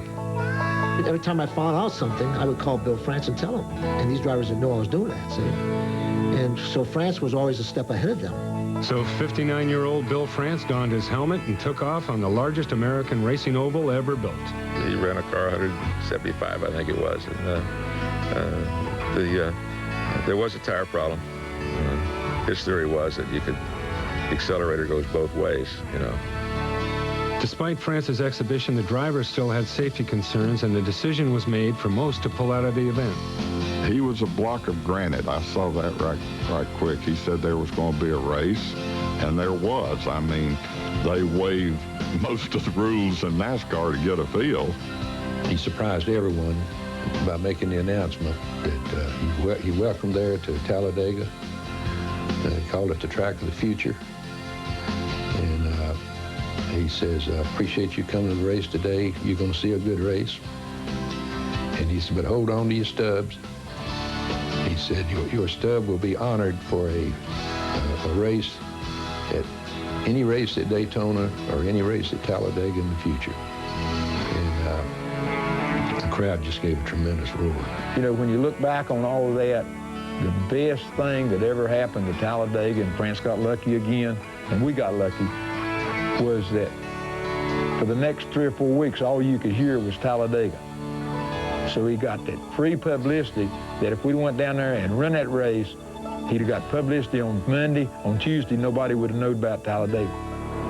Just 1 year later, France looked on as Buddy Baker broke the stock car 200-mile-an-hour barrier at Talladega. It was now the world's fastest oval. In 1987, Bill Elliott set a NASCAR qualifying speed mark of 212.809 miles an hour in a Ford Thunderbird. It is a record that still stands today. But with speed comes danger. That same weekend in 1987, Bobby Allison blew a tire that sent him spiraling in the catch fence at over 200 miles an hour. Bobby Allison with a horrible crash here on the front stretch. It has torn out a complete section of protective railing protecting the crowd from the racetrack, and he came very, very close to going into the stands. The car became airborne and went flying literally into that wall and catch fencing, but fortunately it did stay onto the racetrack. It was a crash that changed the course of history of superspeedway racing. NASCAR mandated a restrictor plate be placed on the engines to slow the cars down at Daytona and Talladega, keeping speeds below the 200-mile-per-hour mark. A rule implemented for the safety of drivers and spectators that fails to dampen the passion that is felt by everyone for Talladega. The images from the most intimidating venue only begin to tell a story of what the competition is really like. It's all that Bill France Sr. could have envisioned for his ever-growing sport.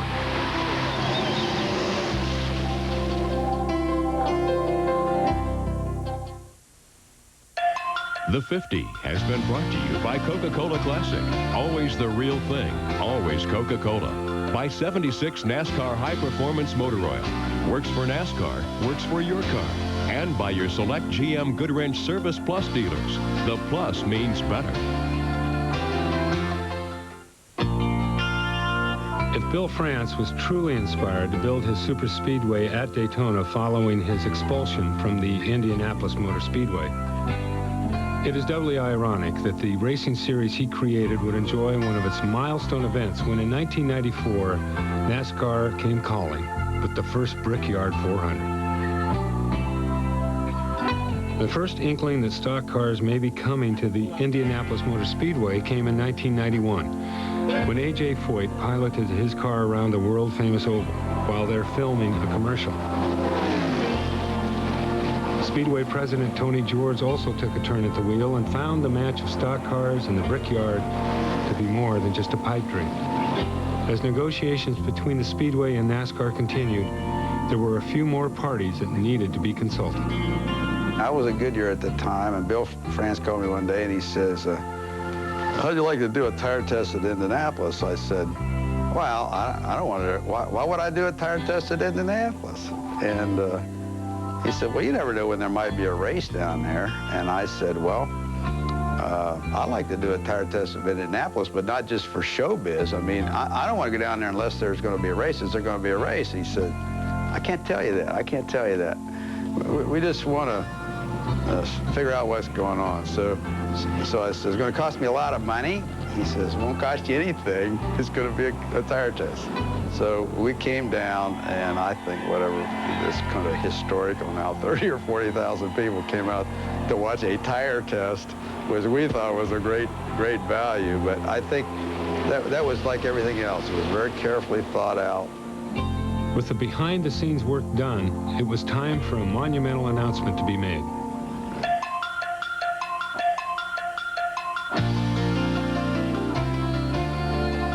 Yeah, you talk about breaking tradition. They're going to be doing it next summer. It's official. The good old boys will soon become the Indy boys. It is now official. The Winston Cup drivers will race at Indy. They'll do it next year. Officials have announced that there will be a NASCAR event run August 6th of 1994 in Indianapolis. It will be known as the Brickyard 400. The real big story today is NASCAR racing going to go to one of the most famous tracks in all the world, and it has a whole lot of people excited. There will be a NASCAR Winston Cup stock car event here at the Indianapolis Motor Speedway, August 4th, 5th, 6th, 1994. With the sellout in less than 10 days, the event was an incredible success. An enthusiastic crowd enjoyed perfect weather and a finish that had all of the elements of a Hoosier fairy tale. Jeff Gordon is about to write his name in the racing history books. Years from today, when 79 stock car races have been run here, we'll remember the name. Jeff Gordon, winner of the inaugural Brickyard 400. It was a feather in the cap, NASCAR, to run at what is arguably the world's most famous race course. No question about it. But more than a feather in the cap, Bill Jr. viewed it as a tremendous thing for his athletes, many of whom, Darrell Waltrip and I drove around Indianapolis years ago when I was managing the place, and he just salivated at the idea of racing at Indianapolis. But he was a stock car driver. And Bill felt that his athletes and car owners and so on deserved to run at the world's most famous speedway. And so he was delighted to be able to, from the NASCAR standpoint, put the race together. The most famous race course in the world had hosted the greatest stock car series in the world, a match that Big Bill would have been proud to have seen. NASCAR had come full circle.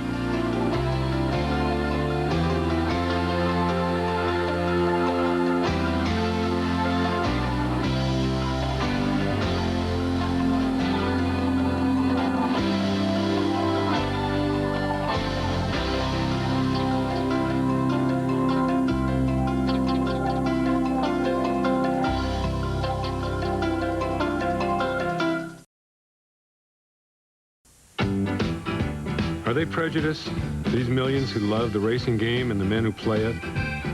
Are they prejudiced, or are these really the most wonderful, crazy, and colorful characters in all of sport? And man, when they throw the flag, I'm going down the backstretch doing the race. Here's a monkey sitting in the passenger side, and you know it's real close because the driver's sitting on the other cars. Here's a monkey grinning at them, and they'd almost run into the wall. And would you believe that monkey would laugh at them and cut up and wave at them?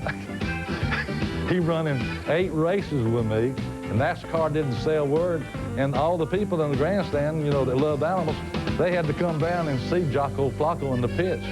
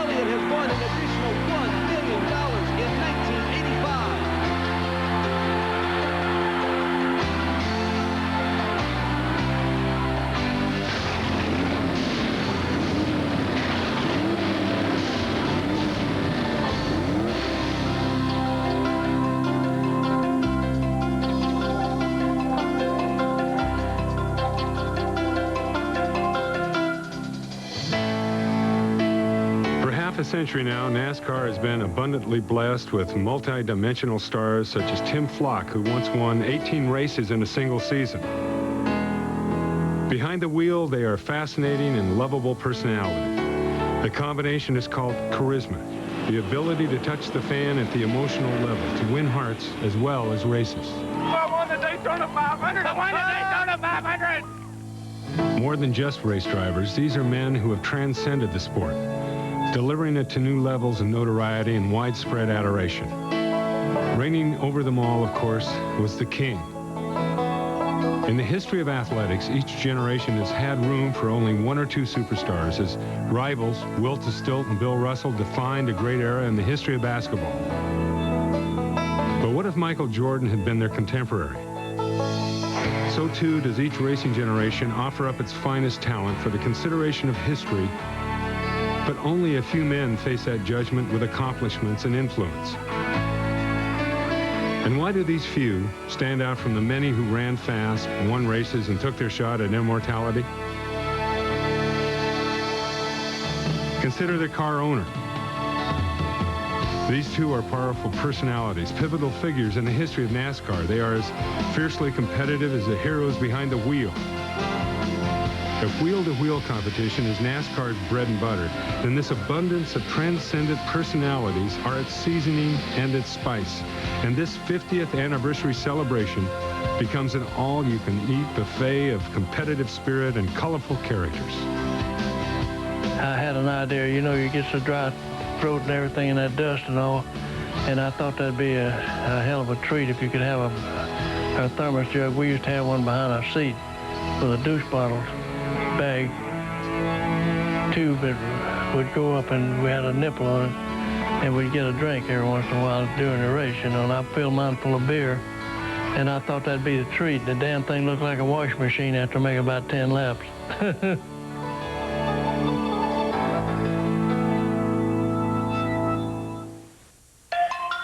The 50 is brought to you by your select GM Goodwrench Service Plus dealers. The plus means better.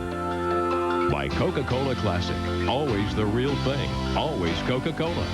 And by 76 NASCAR High Performance Motor Oil. Works for NASCAR, works for your car. Check the Today's Winston Cup stars race in the fishbowl of modern media. Life is a whirlwind of autographs, appearances, appointments. The heroes tend to be family men and role models. The sport is lucky. It really doesn't have any, I hate to use a baseball analogy, but Albert Bell does not drive race cars. And people that follow sports know what I mean by that. In contrast, some of NASCAR's most colorful characters are rendered in the stark black and white of racing's early history. Pioneer heroes are shrouded in the mists of their time, their stories hard to tell. Details are missing, buried by the rooster tail of a new sport that was in a big hurry. Facts have been improved upon, polished with the cloth of selective memory until they become tall tales. That's like this Schindler guy that drove an Indy car with us, and he turned it over in Darlington, and he had a damn wooden leg, and it flew out on the racetrack, and a woman walked by and said, "Ah!" You know, about to faint, and they had a damn wind sticker on it about that big around, on where his knee went. NASCAR folklore is filled with swashbuckling daredevils and motorized free spirits who raced all day, partied all night, and still made it to work on Monday. One man with a strong work ethic, a man that established the most famous last name in all of racing, was Lee Petty. Petty competed in 427 races over 15 years, winning 54 times. His most famous battle was with Johnny Beauchamp in the 1959 Daytona 500. Ironically, the 1961 Daytona 500 qualifying race produced a duel with that duo again, this time cutting Petty's career short when both drivers cleared the turn 4 wall. Amazingly, both survived, but Petty only raced 6 more times on short tracks before he hung up his helmet. Two other superstars of the era were Buck Baker and Herb Thomas. In the backstretch, Thomas and Baker are flying. This is Baker's chance. And going into the third corner, he slips past, taking first. Here's the winner, rolling to his pit. Baker's from Charlotte, North Carolina. Mighty glad he spent the afternoon across the state line at Darlington. He's grimy and dog-tired. Baker won out over Thomas on that 1953 day in Darlington, but Herb Thomas ended up with 48 career wins to Baker's 46. The best winning percentage in NASCAR history is held in the Flock name. Tim Flock, the youngest of racing flocks, established a record that is unequaled even today. I run in 189 Grand National races for NASCAR, and I won 40. And that's where I got that 21.6, I believe, percentage, which is still the record today, and I'm really proud of that. Think of all the ways NASCAR racing has changed in 50 years. Primitive tracks in which the pioneers raced have given way to space-age speed palaces. Yet the essence of the sport has not changed. It's about competition. Pass the car in front of you. Drive to the edge of control, and if you slip off that edge, crashing into the abyss beyond. Be brave enough to deal with the consequences.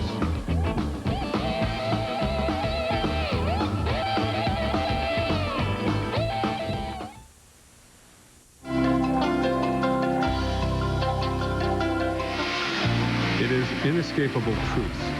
Racing is dangerous. At the end of the day, the characters in this sport loom larger than life because they are brave enough to stare down death. Ultimately, that courage is what separates them from the rest of us. Let's meet some of the men who are going to make the sports news. Let's look at the drivers. Here's Fireball Roberts. Quiet, slow-spoken fella from Florida who is the most famous stock car driver in all the world. He's the favorite. He had the top qualifying speed of over 130 miles an hour. He really moved. This is Joe Weatherly, 40 years old. He's a veteran from Norfolk, Virginia. Kind of the jokester on the tour. Everybody likes him, but he's never done too well here at Darlington. Not yet, anyway. This is David Pearson, 27 years old, one of the younger drivers. And moving into the picture, Larry Frank.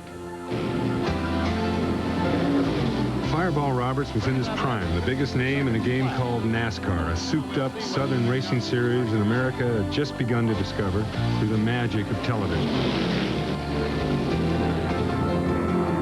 Flat over-the-top and soft-spoken, the hard-driving Roberts was the embodiment of that sport, right down to the perfect nickname, Fireball, which had nothing to do with driving race cars.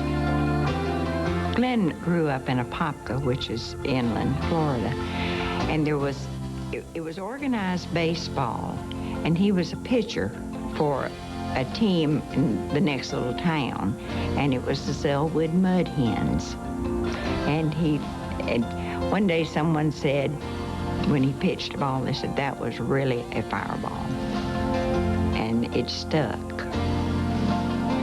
Fireball's nickname didn't catch Doris right off the bat, but she met Fireball at a track in Charlotte on Little Rock Road, and her heart was captured by his mind. Not only by then was I impressed with his driving, but later in the evening, I was very impressed with his intelligence. Each crop of NASCAR heroes leaves its distinctive mark. There goes Roberts. He's got him. Roberts led his generation into uncharted realms of speed, not only on the track, but with his quick-thinking mind as well. We have here a phenomenon that exists at no other track in the country, that of the wind turbulence. You drivers call it drafting. Can you tell us a little bit about the technique of drafting and how you handle it? Well, first off, if people could imagine the draft of one of these cars like the wake of a boat, maybe they could understand it a little better. And that's exactly what happens out here. We have a wake of air that you can't see, but it's just like a boat in the water. So if the front car breaks the wind for the car in the rear can run faster on less horsepower. Stature in the sport, respect from peers, God-given ability, and courage, none of it guaranteed the star drivers immunity from danger. In the 1964 running of the World 600, Junior Johnson and Ned Jarrett tangled and Fireball spun trying to miss them. His car hit the inside wall and erupted in flames. 39 days later, the burns he suffered claimed his life. Our cars landed about 30 feet apart. And so I ran over to see if I could help him, and he was in the process of coming out of the car. He said, "Oh my God, Ned, help me, I'm on fire." And by the time we got part of the uniform off, the safety people had gotten there, and so they took over from there, but the burns eventually, of course, took his life. He was just sort of my idol. And then when he got killed in the crash, it's just like, I guess when you're a little kid, you find out there's no Santa Claus. It just sort of took everything out of the race. It just changed my whole theory of auto racing. I was good friends with Harbaugh. We had a lot in common. We talked a lot about racing, and we raced together a lot. And he's a guy you could race with and trust, and you didn't have to worry about what he's going to do. He'd do what was right. It wouldn't be something he'd do something foolish or something like that. Roberts had 33 wins in his 14-year career. Unfortunately, the death of the sport's biggest star was not an isolated incident. Little Joe Weatherly first claimed the racing spotlight as a motorcycle champion. He came to NASCAR with a wide-open style and a huge sense of humor. The Virginia native claimed the national title in 1962 and 1963, but 4 months later, he was cut down in his championship prime in a crash at Riverside. Those who die in battle are often remembered best for their courage. Tiny Lund, a victim of a fatal 1975 crash at Talladega, is the sport's best example. He was one of NASCAR's most popular stars, though his only big win was the 1963 Daytona 500. 2 weeks before that win, he left the famous fish camp he ran in Cross, South Carolina, and headed for Daytona with 18 cents in his pocket and no ride. He was a spectator inside turn 4 when Marvin Panch was going for a speed run. I had the car qualified for the Wood Brothers, and Ford put a Winston Cup or Grand National type engine into a Maserati, birdcage Maserati, and they wanted some dummy to try it out because they were going to try to break the record. And it felt pretty good going through 1 and 2, so I got on down the back stretch. And before I got into the third turn, the thing airborne. We didn't have spoilers. It airborne, came down on its side and over on its top, and I skidded around over by the tunnel. And that baby caught on fire. There is nothing like being in the right place at the right time, both for Marvin's sake and for the fate of Tiny's racing career. And here's Tiny Lund, the fellow who got this ride for his heroic efforts Roberts is pulling Marvin Panch out of his burning sports car, was named to drive the car as Panch is being recovering. Tiny Lund doing a great job at car number 21, waiting for his service. He's the leader. He inherited the lead when Lorenzen and Jarrett stopped, and he's trying to hang on to it now with the pit stop, getting close to the half-minute mark, and away he goes. Tiny's is a wonderful story of courage rewarded, but the deaths of his contemporaries, Roberts and Weatherly among them, had a profound impact on the sport and its stars. The 60s could be remembered for early retirements.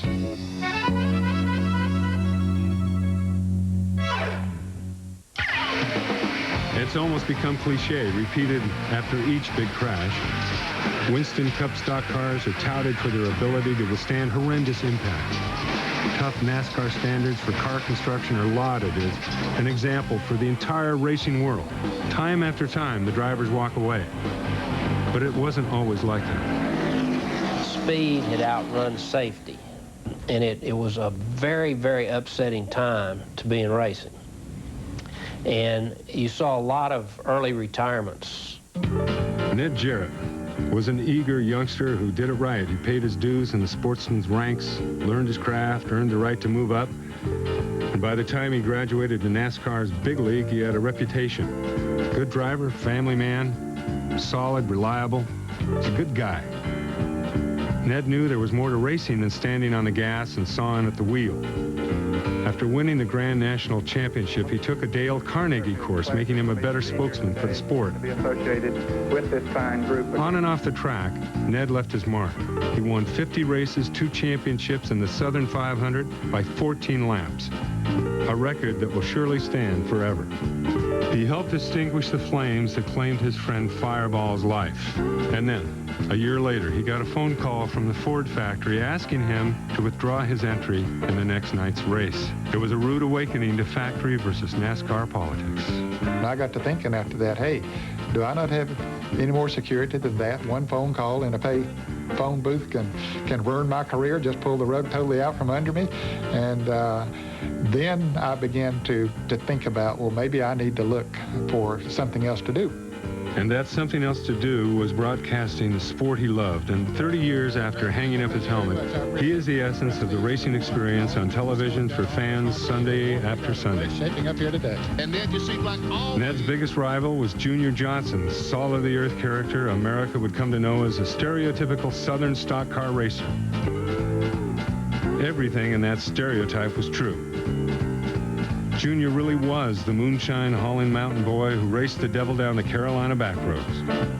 And sometimes on Sunday he would go over to the North Wilkesboro dirt track where the locals raced their liquor haulers after the NASCAR boys chased their checkered flag.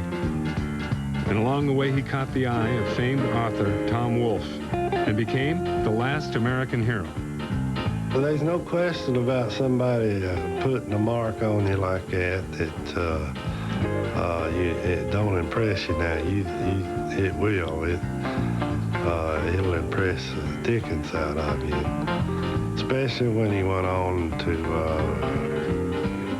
put it in a book and stuff of that nature.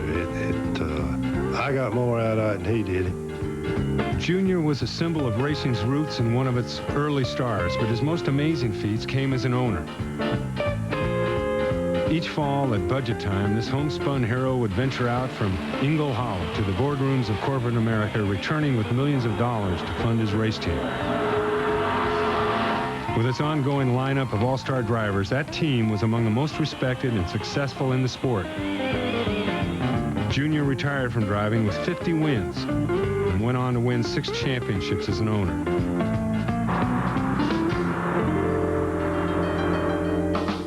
No one could boogie like the Golden Boy. In the early 60s, Johnson, Jarrett, and the rest of the Carolina boys encountered a formidable opponent, unlike any they had dealt with before. Fred Lorenzen came south from Chicago with 2 USAC stock car titles in his pocket, determined to beat the NASCAR regulars. The Golden Boy was different.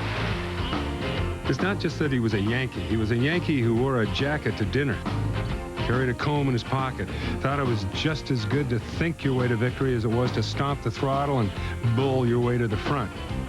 As if all that weren't enough, Freddie was a sex symbol to boot. And here's 27-year-old Bobby Sox idol Fred Lorenzen of Elmhurst, Illinois, two-time national champion and master of the acknowledged technique of drafting here, the standard bearer of the Ford team. Success came quickly. Holman and Moody gave Freddie the fastest Fords on the track. He won the big races, made the big money. And then abruptly he quit. Most racers reflecting on their careers are quick to say they have no regrets. Fred Lorenzen is the exception. All of a sudden, I just woke up one day and just quit. I wasn't feeling good. Now I regret it to this day. I made too quick of a decision at 33 years old. I think it was the worst mistake of my career, but something just got to me, and I just did it. And I really hate it. I hate to even talk about it anymore. It was the biggest, I was on the prime of my career. I don't know why. Consider this. Ned Jarrett and Junior Johnson retired on the same day, October 30th, 1966, after the big late-season race at Rockingham. Fred Lorenzen followed suit a half-year later. So in the space of 6 months, 3 of the sport's biggest stars hung up their helmets. But into the ensuing vacuum rushed 2 men destined to rank among the sport's biggest stars.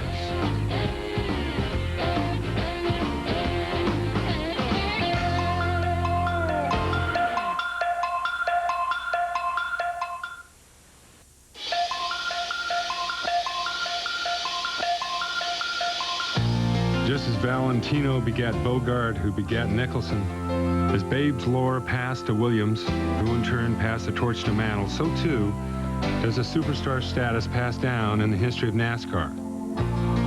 With the pioneers now in retirement and legends leaving the sport early, a void needed to be filled. Enter Bobby Allison and David Pearson.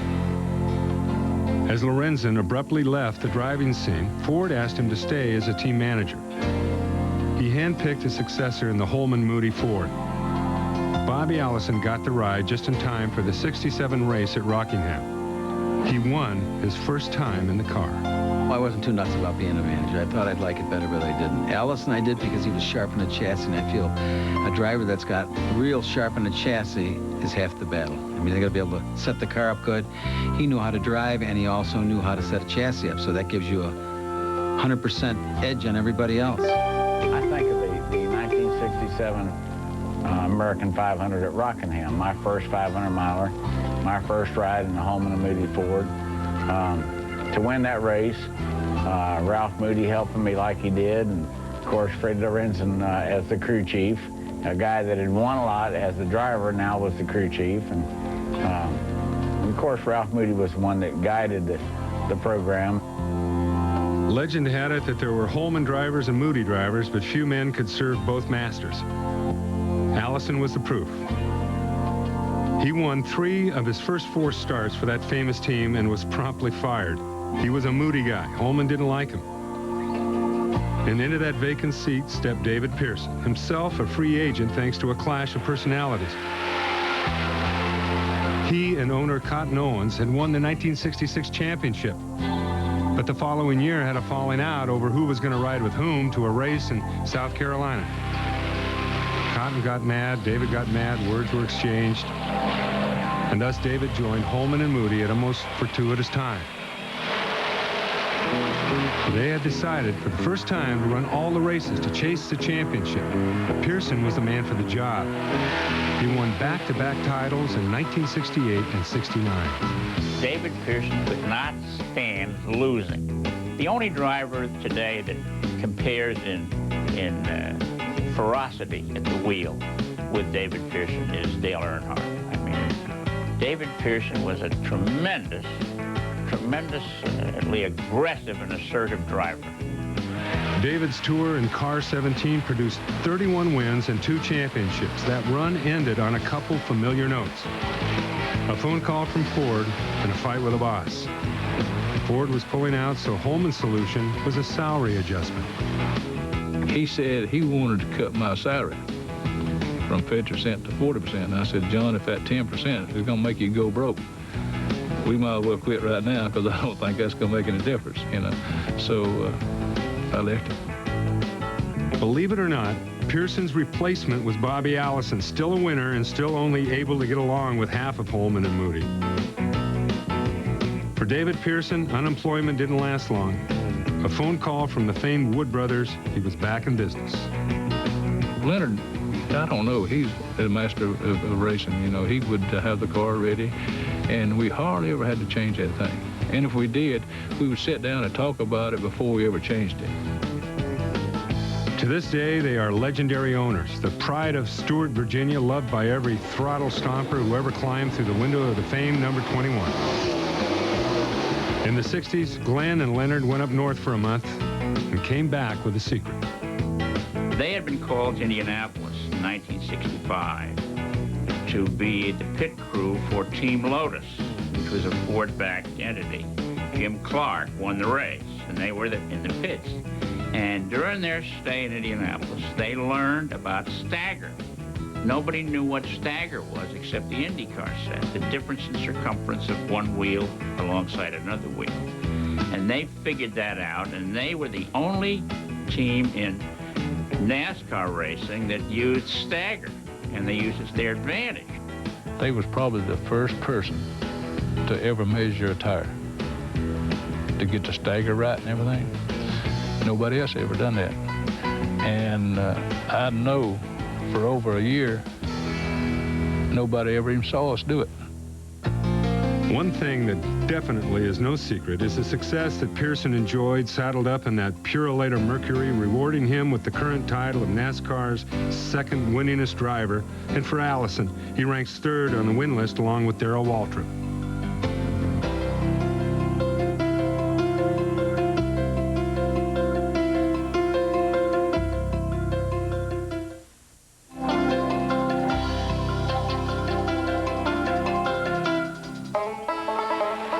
It's a Southern thing. Stock car fans identifying their heroes by first name only. In the 60s, Richard reigned supreme. From the Holman Moody soap opera, David and Bobby emerged as stars, and rounding out the triumvirate of challengers to the king was Cale. Fullback, stocky, and bulldog tough. Cale Yarborough was in the midst of a 5-year love affair. I sat in that seat with the Wood brothers for 5 years, and one of the best 5 years of my life. We everything really got to rolling with the Wood brothers, and just set my career on fire. Mark those words. Coming from the man who would later win 3 straight championships driving for Junior Johnson, that is an eloquent tribute to Glenn and Leonard Wood, and the esteem in which they are held by the men who drive their cars. I didn't really have any problems at all figuring out who to give the good tire deals to. It was either Cale, Richard, or David. Between the 3 of them, when I started in the mid-70s, they won everything. And Cale, Cale was just a wonderful driver, and what a great guy. You could not help but admire and love Cale. He'd take on anybody any day. Fried chicken-fueled Junior Johnson Chevys with Cale Yarborough at the wheel dominated NASCAR's late 70s. With championships in 1976, 77, and 78, they temporarily dethroned the king himself, but NASCAR's established stars were growing old. Yarborough, for example, craved the luxury of a reduced schedule. The year is 1975. The Bee Gees' Jive Talkin' is at the top of the charts, and the most famous talker in the history of sports is winning the Thrilla in Manila. And a brash young challenger with his own habit of running his mouth breaks into the NASCAR scene with 2 victories.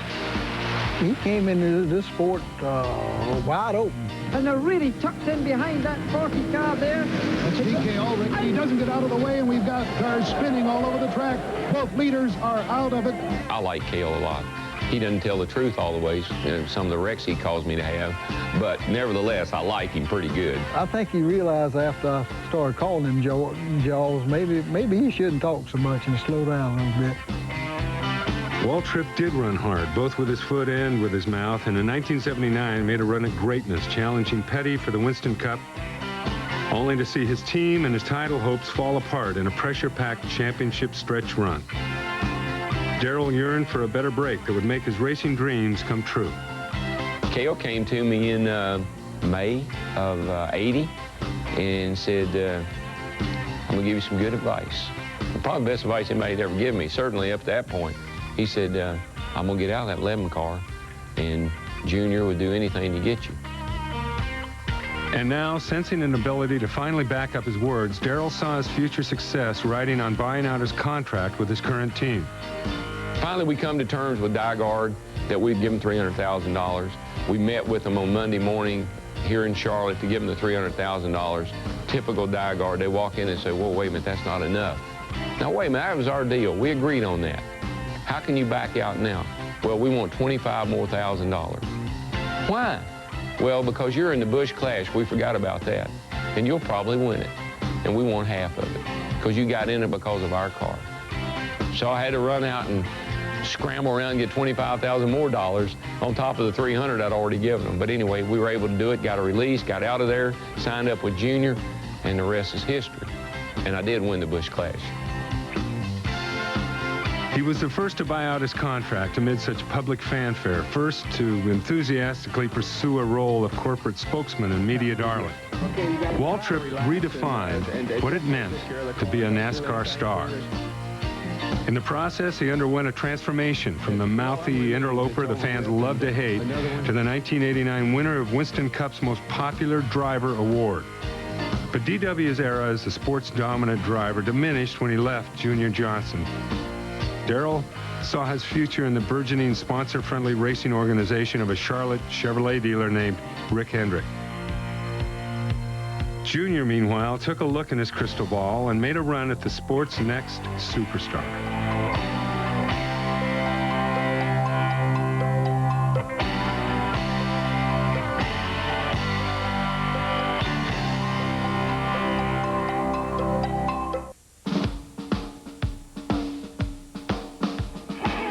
Those who saw him race still marvel at his determination and drive, his greatness. But how many of today's fans even recognize him? He made his mark on the hard scrabble short tracks, not the super speedways that became showcases of the stars. No legendary team provided cars. He built his own in the garage out back with help from his kids. And one of those kids was the key to the father's place in history. Inspired by near reverence for his dad, Dale Earnhardt would become the greatest driver of his era, maybe of all time. His bad boy reputation was a big hit in blue-collar America. He enjoyed popularity never before experienced by a racer. And on that foundation, he built a business empire the likes of which the sport had never seen. For over a decade, his was the face of stock car racing in America. En route to that mind-blowing success, he never forgot where he came from. And thanks to Dale Earnhardt, the sport will never forget his father, Ralph. He would race on Thursday night in Columbus, South Carolina, and I would get up early Friday morning, and I'd go out, and the car would be on the trailer outside, and he'd came in probably 3 or 4 in the morning, and I'd go out early, and before I'd go to school, and I'd look the car over, I'd look around the car, and I could about tell by how much dirt was on the front or how the car looked if you had a pretty good night or you know, a bad night. And I couldn't tell whether he won or run second, but I could tell whether he's in the front. But most time in Columbia, he was either the winner or he ran second pretty close. Young Dale wasn't very sophisticated, a far cry from the well-heeled hero who jets from track to track in his 550-mile-per-hour Lear jet. Boy, that kid could drive. It caught the eye of those who could take him where his father had never gone. And now you can see Donnie Allison is going inside Cale Yarborough. Cale Yarborough undoubtedly in trouble. Then Neil Bonnet and you've got Dale Earnhardt there, got sideways. The back end of the car got loose. He's got it sideways again. He's trying to regain control. The car is loose. Tire temperatures have gone up. The car is less sure on the road. Dale Earnhardt gaining control there. Young, talented driver, but he nearly lost it there. That brash display of driving was in his rookie season of '79. 1 year later, in Rod Osterland's car, in only his second Winston Cup season, Earnhardt won his first championship. It was a year after Richard Petty won his last championship. In retrospect, we can clearly see the end of one superstar era and the beginning of the next. At the time, Earnhardt's title seemed almost a fluke. Osterlund left the sport shortly after winning that 1980 championship, and Earnhardt quickly slipped into the shadow of Darrell Waltrip's dominance through the early 80s. But Dale was no fluke, no flash in the pan, and Waltrip's car owner knew it. I had went to Budweiser 3 or 4 times and tried to get them to, you know, take Earnhardt on after Darrell left. And they just, it was, I don't know why, but it's just something that they can never convince themselves that Earnhardt would be good for their product. When Earnhardt was not afforded the opportunity with Junior, Richard Childress came calling. Richard Childress, another NASCAR racer history might well have overlooked. 285 starts and nary a win, and a driving career that stretched from 1969 to 1981. Not until he crossed the threshold from driver to owner did Childress find his niche, his key to racing immortality. Fate put Childress and Earnhardt together. The result was magic. 6 Winston Cup championships in 9 years. Even Petty at his best was not that good. But with the conquest came controversy. Dale learned the game watching Dad run the short track, where contact is racing reality and aggression is the key to survival. Ralph Earnhardt's kid became the intimidator. By applying those same rules on big tracks, his was the bumper most feared in the rear view mirror.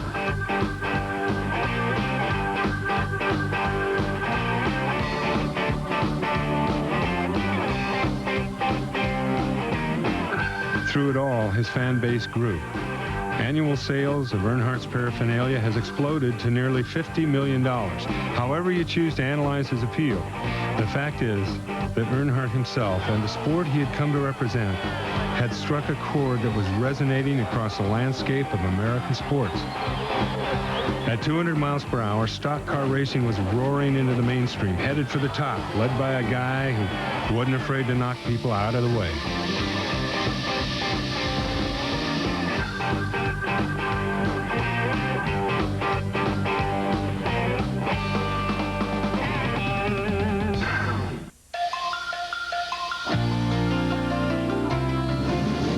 It's still the biggest day in NASCAR history. To celebrate America's birthday, the president went to a stock car race. Not just any race. This was the big race, Daytona, on the day that King of the Sport scored his landmark 200th victory. With all the presidents that's ever been in the United States, this is the first one that's ever showed up at a racetrack.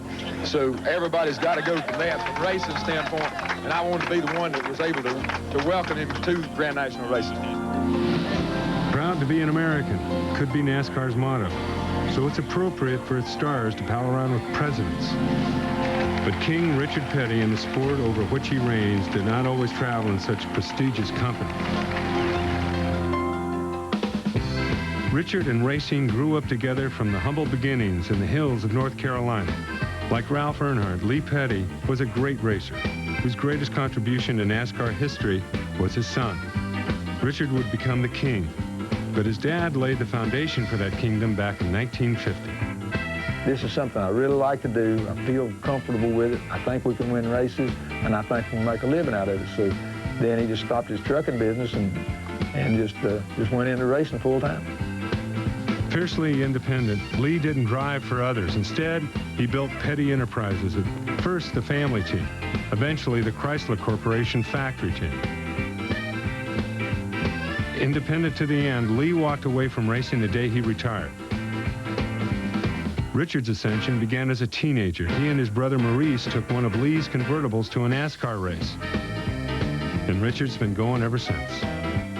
I was driving, my father was driving, and then my brother wanted to start driving. So he drove, I don't know, 10 or 12 races and did pretty good. And in fact, he done better to begin with than I did. But he had a wreck somewhere, I think Columbia, South Carolina, turned the car over a couple times, and he got out of it and he said, "Tell you what," he says, "you drive the car, I'll work on it." Through the glory years, Maurice was a chief mechanic, and the factory-backed Petty Enterprises Plymouths and Dodges were the ultimate NASCAR weapons. Racing 40 or 50 times a year before the start of the so-called modern era, Richard racked up the wins, and no season for any NASCAR star can match the 1967 season for Petty Enterprises. 27 wins, 10 of them in a row, led to the crowning of the king. But for the most part, Richard and his family were held up as a symbol of the sport. Not just winners, but winners the world could be proud of. Richard has set a standard for dealing with the public and sponsors and the media of honesty, charm, availability, and I can't think of a significant Winston Cup driver that's come into the sport in the last 25 years that hasn't watched that, noticed it, and tried to emulate it. In 1992, after 35 years in the cockpit, Richard Petty finally closed his driving career with an epic farewell tour that ranks as one of the great fan fests in NASCAR history. He has contributed so much to this sport. So many wins, so many championships, so many memories. When I think of a perfect race car driver, but yet spokesperson, I look at Richard Petty. He is the dynasty that we all want to be.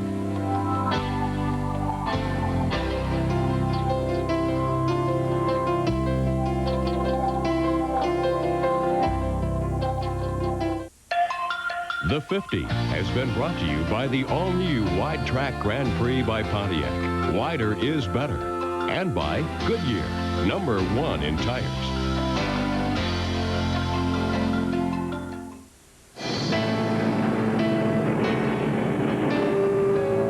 If our theory is correct, if there's only room on the superstar stage for 1 or 2 players at a time, if in the annals of history each generation is indeed limited to a handful of heroes, then one can only wonder what might have been. For instance, would Cale, David, and Richard have enjoyed the success that they did if Ned, Jr., and Fast Freddie had stayed in the sport?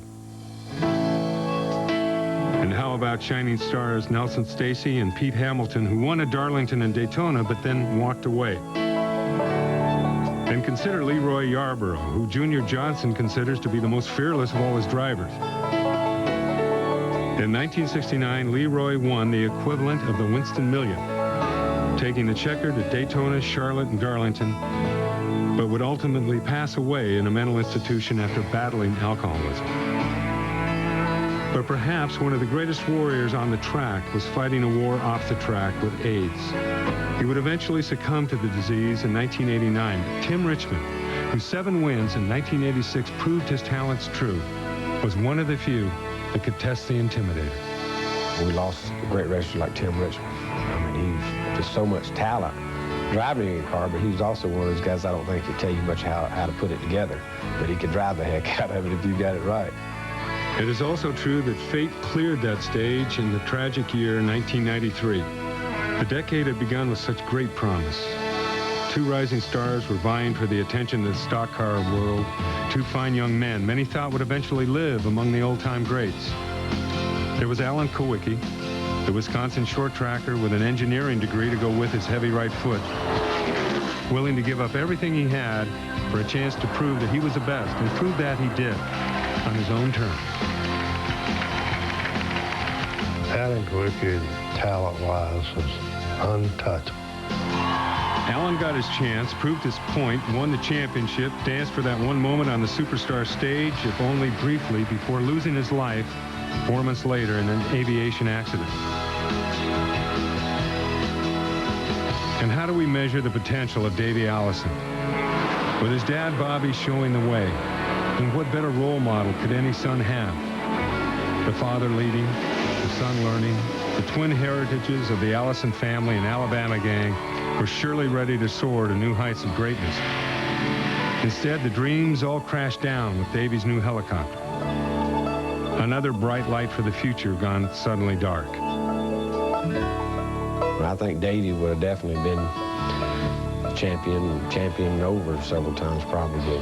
Who knows, I might not be 7-time champion if he is still alive. He'd have beat me out maybe a year or 2. It's tough. It's just hard to figure how it would have turned out.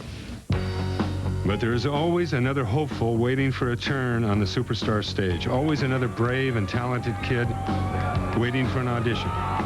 eager for his chance to prove just how good he can be. Kawicki won his championship the same day the King retired, and a lot of folks saw it as a changing of the guard. We had no idea. Was 1992, Atlanta, the final race of 1992. Richard Petty, the king of stock car racing, his last race. But guess whose first race it was that day? Jeff Gordon. The king is dead. Long live the king. The move from USAC open-wheel cars to NASCAR stock cars when he was only 18 made all the sense in the world. This kid had learned to race hard, fast, and close. Put him in a car with fenders, there's a very good chance he'd go somewhere. And go he did. The results are everywhere. 29 wins, 2 championships, the Winston Million. It used to get under my skin because he'd go out there and win, win, win. I never thought he paid his dues. I thought he just got in a car, had the best cars, the best motors, the best everything, and went. But after I keep watching his talent and watching what he's able to achieve, I go, you know, this guy's naturally gifted. He's a hell of a driver. End of story.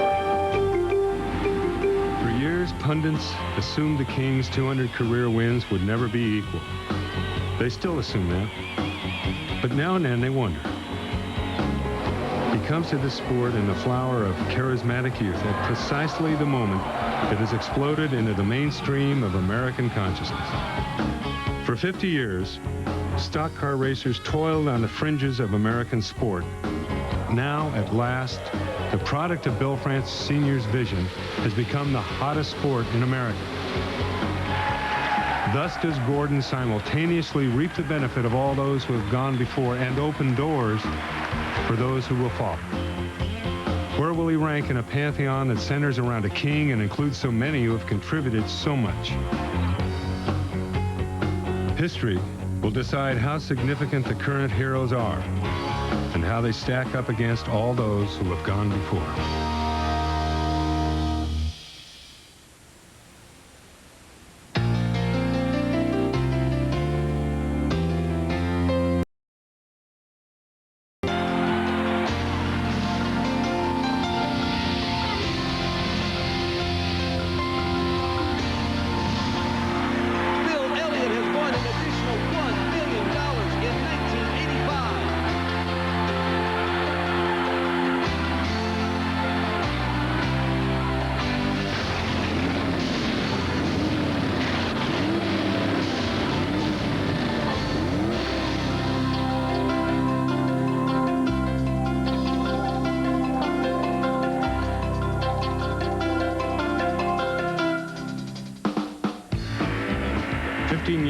Cale Yarborough personified what it meant to be a success in a sport still tied to its roots. He grew up as rural South could be, walking barefoot to school through tobacco fields outside Sardis, South Carolina, in the shadow of the Darlington Speedway.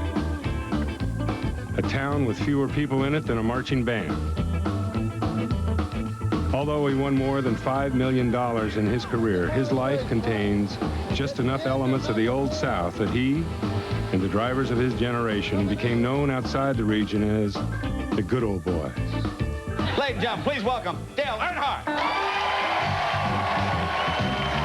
Once so broke, he checked vending machines and payphones for loose change. Forbes now ranks Dale Earnhardt as the 8th highest paid athlete in all of sports with a last year's income of $19 million. You can't call NASCAR's finest the good old boys anymore. Yarborough, Earnhardt, 2 men at either end of the explosion that has made NASCAR a national phenomenon. It's come with a price. Things that you used to could enjoy doing, a simple dinner, or simple, like to go to the grocery store, you know, and do a little shopping or whatever, you can't do. The top NASCAR drivers today can hardly go to a restaurant. They're in demand. I think it was Jeff Burton said the other day on television, gee, I wouldn't want to be Jeff Gordon. And Jeff Gordon in his world is almost in the same situation that a Michael Jordan is. Thank you very much. Thank you. It's an ironic equation in time. The time you spend with the media, sponsors, and fans multiplies the money you can spend. but leaves you no time to do what you once would have done for free. If it paid $1 to win the race or it didn't pay anything, you'd race just as hard. In fact, when I first started, we didn't run for any money. We would just go down and a bunch of us get together and run. And of course, sometimes they would take up donations and in the grandstand and divide it out that way. You make a living at this? No, and I wouldn't recommend it to anybody as a source of livelihood. Well, how do you make a living? You can forgive Tommy Thompson if his crystal ball was a little cloudy. In 1952, there was no way anyone could have foreseen how big the sport he called a hobby would become. Gentlemen, start your engines. Air Force One doesn't usually make house calls, but on Independence Day, 1984, it did. Ronald Reagan was there at the incredible 200th victory of the man NASCAR calls the King. That was really exciting. A president had not been to Daytona Beach, much less to a racetrack. So we felt that was just a wonderful thing to happen. What changed the face of NASCAR? What gave it the power to bring the most powerful man in the world to Daytona Beach? Today you'll see the world's fastest late model stock cars whizzing through these turns at speeds of 160 miles an hour on ABC's Wide World of Sports. It's the story of how television fell in love with NASCAR.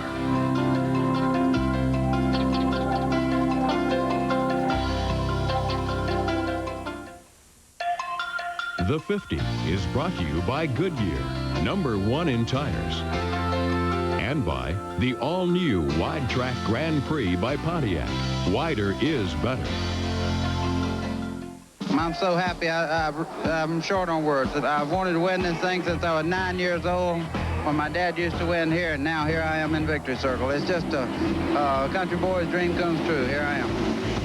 A son finally wins on the Darlington track he saw his father best time after time. It was hard for me to choke back the tears, you know. He could really run those tracks. And somebody said one time at the drafting, they said he could draft a damn hot dog wrapper. The black and silver colors of the Goodwrench Chevrolet leading the way as he has all day, but Derek Cope works on him going back into turn one for the final time. Now stretching his... The man in black chases an elusive victory in the sport's biggest race. Earnhardt's car blows up. Earnhardt blows a tire in turn number 3. Derek Cope wins the Daytona 500 in a remarkable upset here at the World Center of Racing. Just a quarter of a lap away from victory. Much you can do about it. And after 11 full seasons and 277 winless starts, the first victory is at the biggest race of all. The soul of NASCAR is personal drama. Shared stories retold in living rooms, taverns, barbershops, and airport terminals throughout America. Without these legacies, we see only featureless knights on painted steeds jousting for position.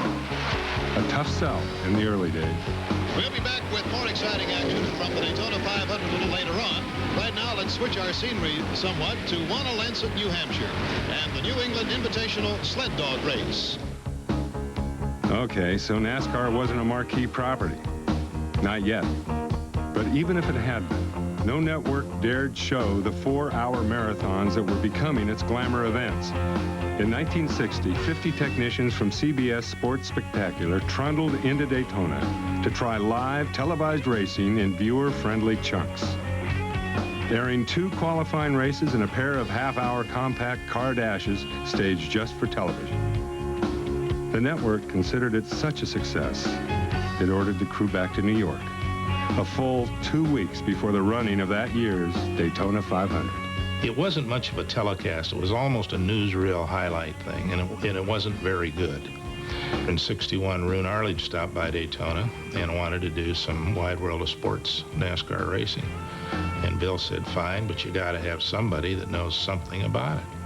And I was the track announcer for Bill France at the Daytona Speedway. He said, well, I'll give you my guy. So now comes the July 4th preparations, and you're down there, and the producer's name was Hugh Beach. And he was a typical old live producer guy.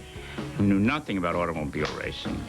They finally calls me over and he says, you stand here, take the microphone, and you say this.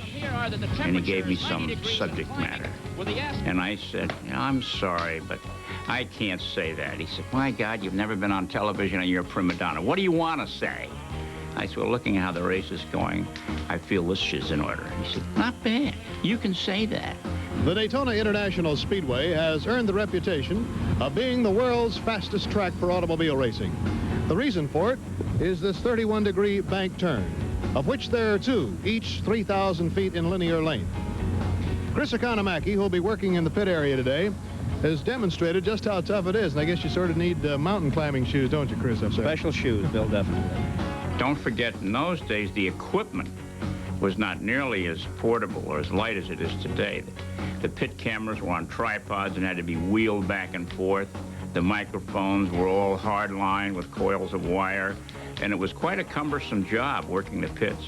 Chris Economaki, are you near the situation down there? Yes, we are, and it's a Mexican speed wrench, as they say in the stock car racing business, a sledgehammer being swung heavily here by Chief Mechanic Bud Moore. Joe is waiting. We'll see what Joe has to say. You're not hurt, are you? I'm not hurt, but you ought to put that Dave Pearson in a hospital. His brain's hurt. At Darlington, in the first Southern 500 that ABC televised, Junior stopped early, and they're changing the tires, and I stick my head in with my microphone in the car, and I said to him, what's wrong? He said, there's the tires. I said, what? He said, there's the tires. I said, what? He said, there's the tires. I still didn't know what it was, so I stood up and I said, well, it's obvious Junior's got trouble with his tires. These are the good old days of televised racing. Tape it, ship it, splice it, voice it, air it. And everybody knew who won a week ago. Still, it wasn't as big a risk as going live, but only live TV could bring home the pivotal moment that defines a sport as Major League at last. Amici busting over from the one in overtime. Bird, Magic, and the 1979 NCAA championship duel that foreshadowed a decade of NBA excellence. That same year would also be NASCAR's breakthrough season, with one of the most talked about Daytona 500 finishes ever.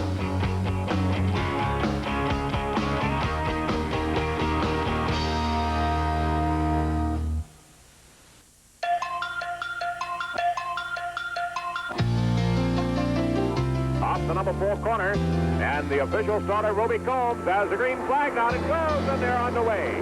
Running down into the number I used to listen to the races 12 years old in my tent. I'd sleep in the summertime in a tent in the backyard on Church Street in Elmhurst. And I remember listening always to Darlington. The Southern 500 was the only race that really stuck my mind. And it was Curtis Turner, Joe Weatherly, and Fireball Roberts. They were the top 3 dogs. And boy, someday I wanted to go down there and meet this Fireball Roberts. As number 28's own exploits began to take center stage, radio's Universal Racing Network began doing what television would not. Tell the story from flag to flag. It's Southern Motor Racing Roundup. This is Bob Montgomery inviting you to stay tuned for Southern Motor Racing Roundup, the latest news about the nation's fastest growing sport. A perfect voice in a suitcase were Bob Montgomery's calling cards. He broadcast trackside with a retired NASCAR champion from Newton, North Carolina. During his career, Ned Jarrett's easygoing charm earned him the nickname Gentleman Ned. And when he won the championship in 1961, many fans thought he was the ideal standard bearer for his sport. But if you asked him, he was all wrong. Didn't know what to do with the championship, how to represent my sport or my family, and vowed that I would win it again and be better prepared the next time. So I took that Dale Carnegie course, and as a result, it got a lot of attention in the sport with the media that was covering the sport back then. They would seek me out for interviews because they found somebody that could talk a little bit and wanted to talk, because once you've gone through that course, I mean, you want to tell the world what you know. On February 19th, 1979, an anxious Ned Jarrett arrived at a rain-soaked Daytona International Speedway to lend his expertise to network TV. And from his broadcast perch along pit row, he wasn't sure what this day would bring. This would be the day of CBS's live coverage of the Daytona 500, start to finish, at last. Among those taking the green flag, hard-charging Cale Yarborough and the Allisons, Donnie and Bobby. 498 miles later, the issue was still in doubt. Donnie and Cale had both worked their way back from 3 laps down to be within feet of each other, dueling for the win in a final lap shootout. I felt like I knew where he was going to try to pass me. Strangely enough, when we started off turn 2 and I saw him go down, it surprised me a little bit. When I pulled out to go around Donnie, going down the backstretch on the last lap, making my slingshot move on him, he just eased me right on off the racetrack. I did not run him in the grass. We hit very hard side to side, and then when he went in the grass the last time, I certainly tried to keep it away from Donnie, because if I could have got it straight, I still had a chance of winning the race. You know, he was still in the throttle wide open. I was never out of the racetrack yet. I was still in pavement the whole time. And really and truthfully, at that time, I said, well, you son of a gun, when we crash up here, we both will be wide open. Donnie Allison throws the block. Cale hits him. He slides. Donnie Allison slides. They hit again. They drive into the turn. They're hitting the wall. They're head on the wall. They slide down to the inside. Let's watch those third-place cars. They're out of it. Petty is out in front at the line. Walter to the inside. Petty wins it. There's a fight between Cale Yarborough and Donnie Allison. And he hit Bobby. Bobby's still sitting in the seat. You know, I just felt like I was being double-teamed. So I grabbed Cale by the arm, and I turned him around. I said, if you want to fight, I'm the one you ought to be fighting with. And believe me, Cale Yarborough to this day wish he never would have walked over and slapped Bobby. It was live on CBS. The cameras were right on us, and they say, you know, these are real people. And I think it's one of the best things ever happened to the sport. There was a huge blizzard, almost coast to coast that Sunday, and CBS had a captive audience. You couldn't have scripted it any better to get people's attention as far as NASCAR Winston Cup racing is concerned. Live television had given 16 million viewers a taste of the excitement and unpredictability of race day. The next year, technology would take these new race fans even closer to the action. The place, Australia's Bathurst 1000. Ken Squire, Chris Economaki, and John Cooper attend a demonstration. A touring car fitted with an in-car camera. The guy ran 2 or 3 laps and was passing people, and the camera was in perfect focus and so on. And then he spun and went into an earthen embankment, not too hard.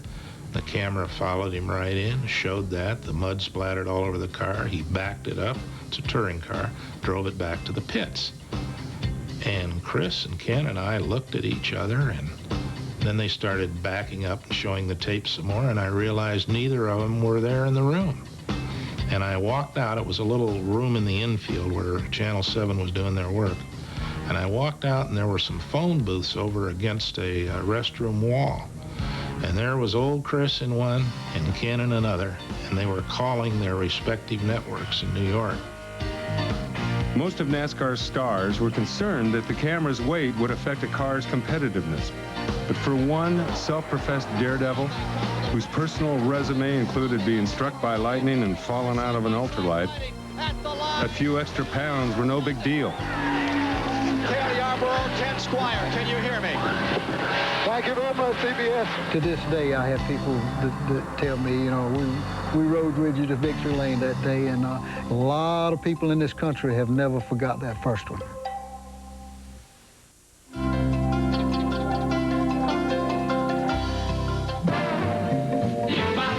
If you're a child of the 60s, you can hum right along with this one.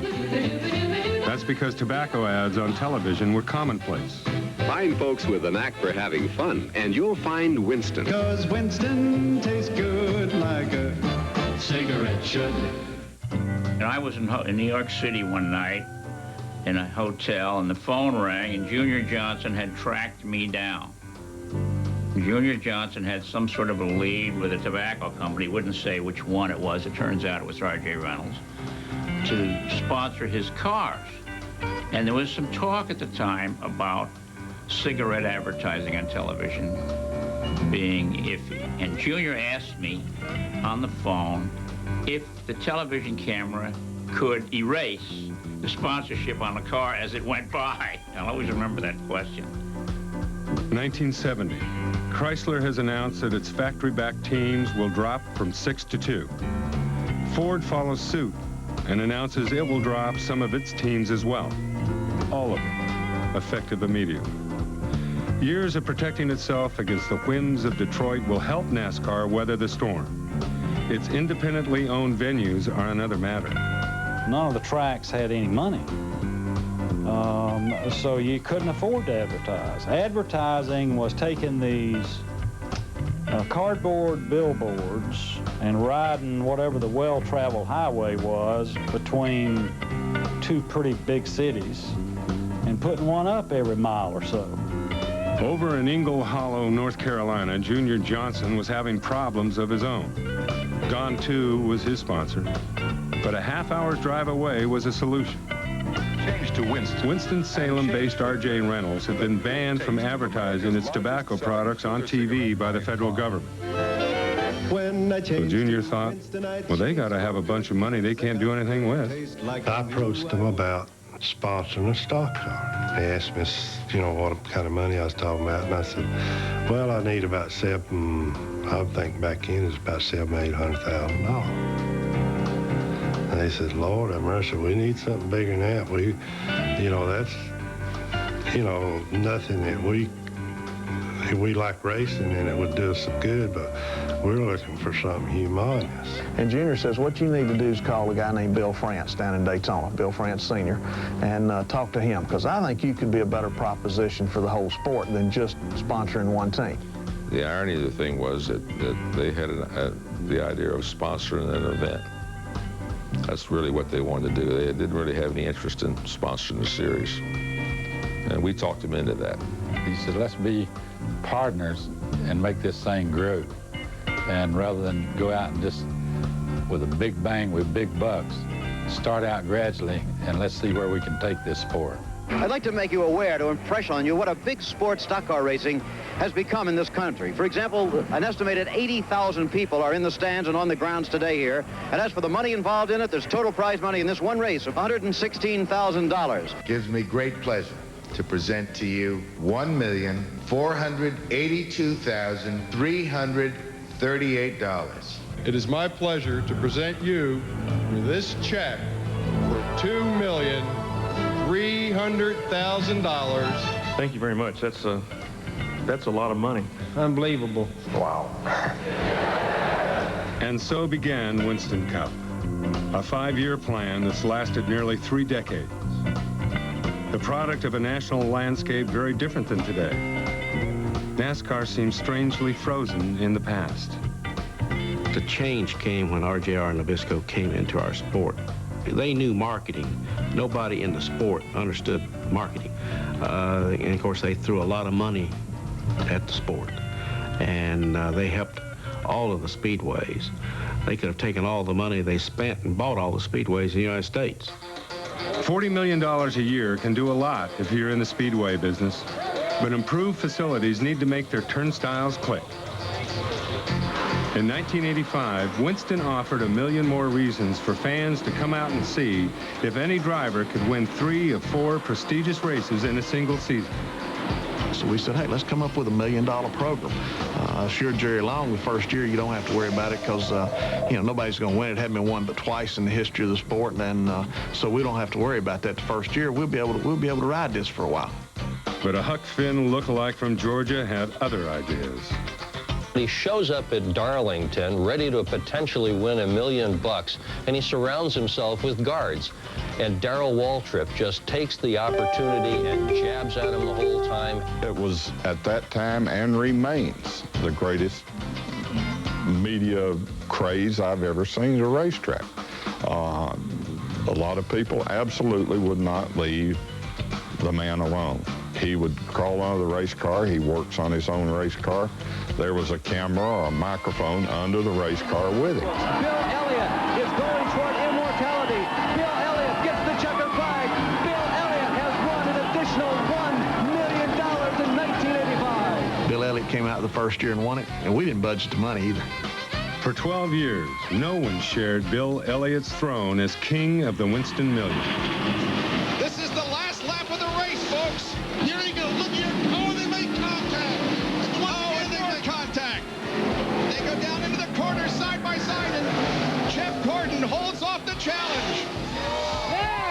Yet even as Jeff Gordon celebrated in Victory Lane, Winston was preparing to kick off NASCAR's 50th anniversary by taking its bonus fund to the next level. This program will be known as the Winston No Bull 5. There's 5 drivers, there's 5 racetracks, and there's $5 million.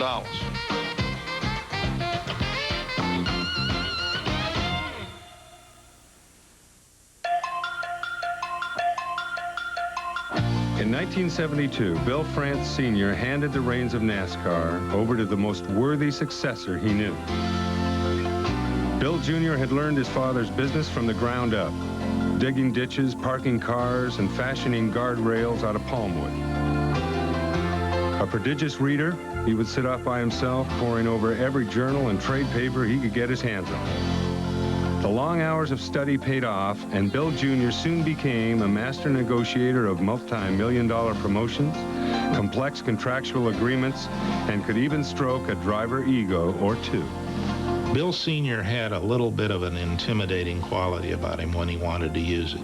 He was a friendly guy, and he was not quick to anger, but he could intimidate. Bill Jr. Doesn't need to intimidate. He strategizes and wins his points that way. Bill likes to say that he runs the show with a velvet glove. Just ask Darrell Waltrip what that means. He found himself on the pole at Pocono after Neil Bonnet had been disqualified. About 2 weeks later, I get a call from Billy. And he says, what's your take on that deal at Pocono? He said, you think we handled it right? Yeah, I mean, the man had the wrong fuel. You got the wrong fuel. You got to disqualify him, throw him out. He said, well, good. You won't mind us taking that trophy and that money back from you because you had the wrong fuel, too, which I did. I said, what? What? So he just really kind of set me up, you know. Sure, it's a dictatorship, car owner Felix Sabates once said, but who's complaining? He'll do a nice thing for somebody and never even acknowledge it, almost as though I'll just do that and that's that. I can remember back to 1977, my father and I got in a car, drove to Daytona Beach, drove all night, sat out in the parking lot, went in and saw him. He gave us $1,500 to go to Talladega and race, but we didn't have the money to go. He's so philosophical when it comes to reasoning with things and people and sponsors, and everybody can be upset about something's been changed in the rules or the system that it's going to upset the world, and you go to him and, oh, Bill, this big problem, this, that. When you come out of there, you're just really, oh, it's going to be okay, you know, because just a few words of wisdom from him, just the way he expresses himself and the words that come out of his mouth that makes everything okay. Everything he's ever told me has been gold. I mean, it's sort of like a handshake contract. If he tells you something, you know, that's what's going to happen. He never told me, don't get on the TV and say something negative about, you know, us or NASCAR, or, you know, he's never said that. He's been real straight up and fair. If we have a problem, let's sit and talk about it. Let's work it out the best we can and move on. Is he does not know the word no. It's not in his vocabulary. And if he is really interested in a subject or a project and you go to him with it and, you know, he's questioning you and he's not quite sure why it isn't done yet or why we haven't made some progress, he doesn't understand the hurdles. They don't exist. And I think that really makes him a success. When a parent hands off something to one of his children in American business, only a certain percentage of those handoffs work. And Bill France was the right man for his time. And Bill France Jr. is the right man for his time, and they're different. I think Bill France Jr. has done more for NASCAR than his father.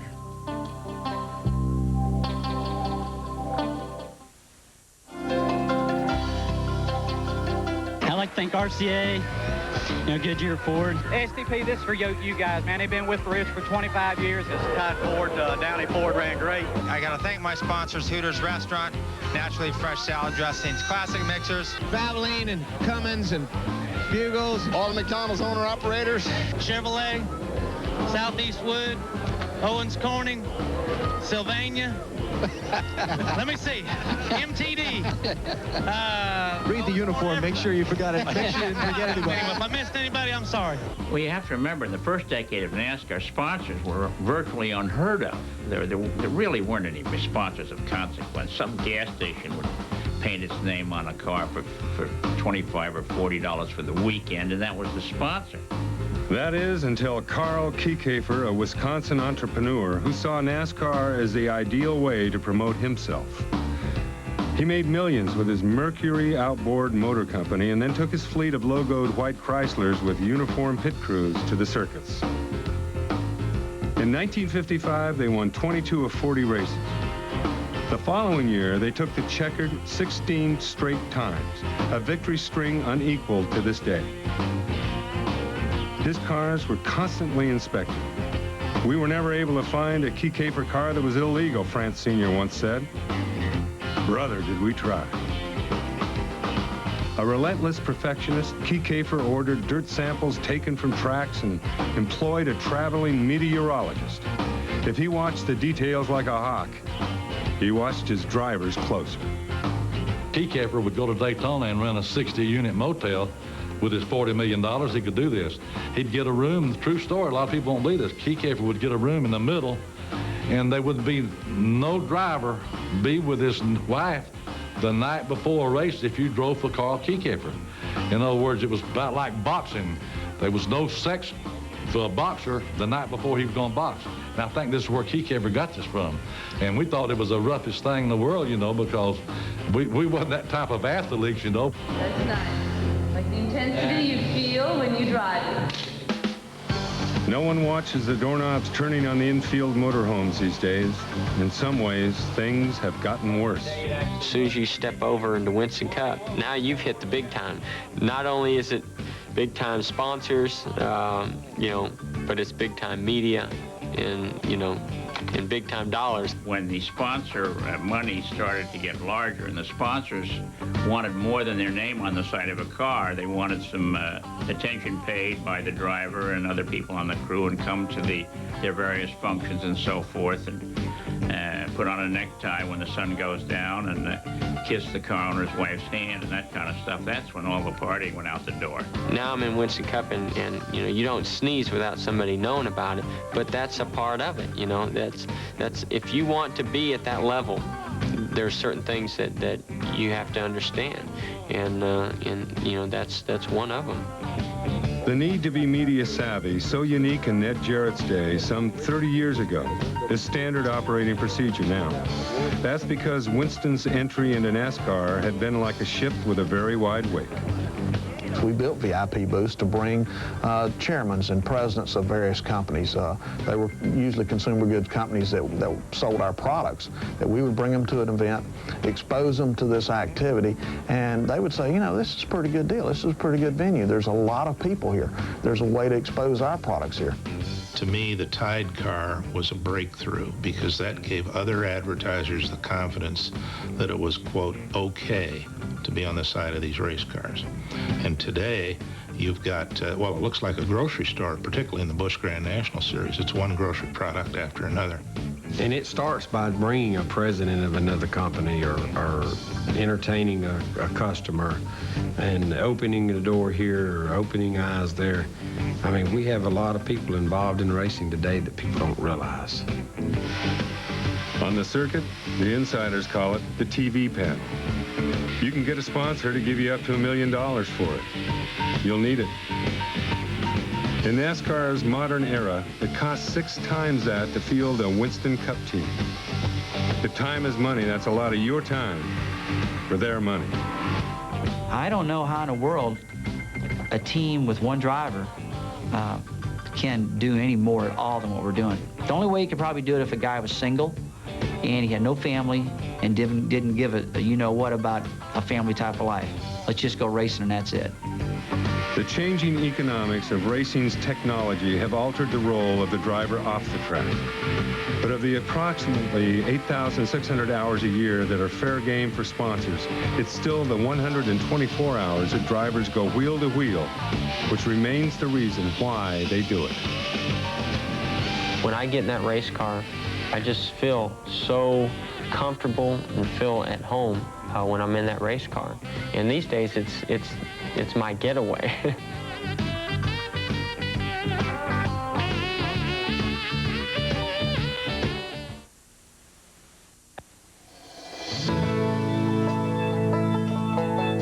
Bruton Smith always sees the world differently than you or I, especially racetracks. New ones deserve to be a cross between the Taj Mahal and a tailgate party. Charlotte Motor Speedway did this huge expansion program and built more seats and put suites, you know, for the businesses to rent all across the top of their grandstands. And LG DeWitt came over for qualifying. And I said to LG, is that unbelievable or what?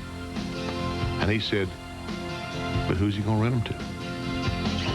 They sold out immediately, which was par for Charlotte Motor Speedway, where Bruton Smith and promoter Humpy Wheeler were always cooking up something.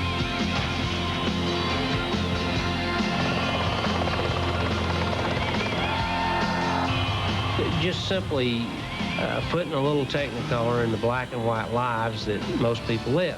You know, I'm not curing cancer, I'm not psychoanalyzing people, I'm not running governments, I'm just entertaining race fans. A sports editor once equated the excitement of running with the bulls to that of auto racing. If that's true, then with his craziest idea, Bruton Smith could have both thrills. Run with the bulls of Wall Street by taking the stocks to the stocks. Public ownership of major speedways has been very important from the standpoint of providing the capital to be able to go forward and spend the type of money required to build the finest stadiums in North America. There's no question, if you look at Speedway Motorsports, the capital that Bruton Smith raised through his public offering enhanced Atlanta, Charlotte, obviously his track in Texas. It's kind of like you're climbing out in the jet and you have the afterburners, you turn those on, you know, but that's what it's done to the sport, because it opened the doors of all the financial markets. Our sport is now discussed in the boardrooms. I think all your Fortune 500 companies are looking at us. A great number of them are involved in our sport, so that has created an unbelievable growth. Texas Motor Speedway. This is the cha-ching that comes from $140 million in public offerings. And this is how you keep the investors happy. It'll cost you $500,000 to put your company's logo on one of 7 elevator towers. 70 grand more than that will get you the best condo outside the southeast turn. You want to watch the race on TV? It costs the network $4 million. But it's hard to argue with success. A $4.5 million purse will reward the men who put their lives on the line. And with 3 million more fans buying Winston Cup tickets than a decade before, even the little guy keeps up with the Dow Jones. The exciting thing is the new racetracks, and then the old racetracks looking new. I mean, you know, you look at a Bristol Motor Speedway, this place is just unbelievable. I mean, you know, a half-mile racetrack holding over 100,000 people. That's exciting. I mean, that's something that is going to continue the growth. How much can it grow? Bruton Smith added 6,000 new seats at Bristol during the off-season. There were 320,000 requests. Groundbreaking has taken place for a new super track in Kansas City and will be completed in the year 2000. Put millions down and wait for a date. That's because even now there are only so many NASCAR Winston Cup races to go around. People do anything to get a Winston Cup race, including buying that North Wilkesboro and you know, shutting it down and taking the 2 Winston Cup dates, and really showing no remorse doing it.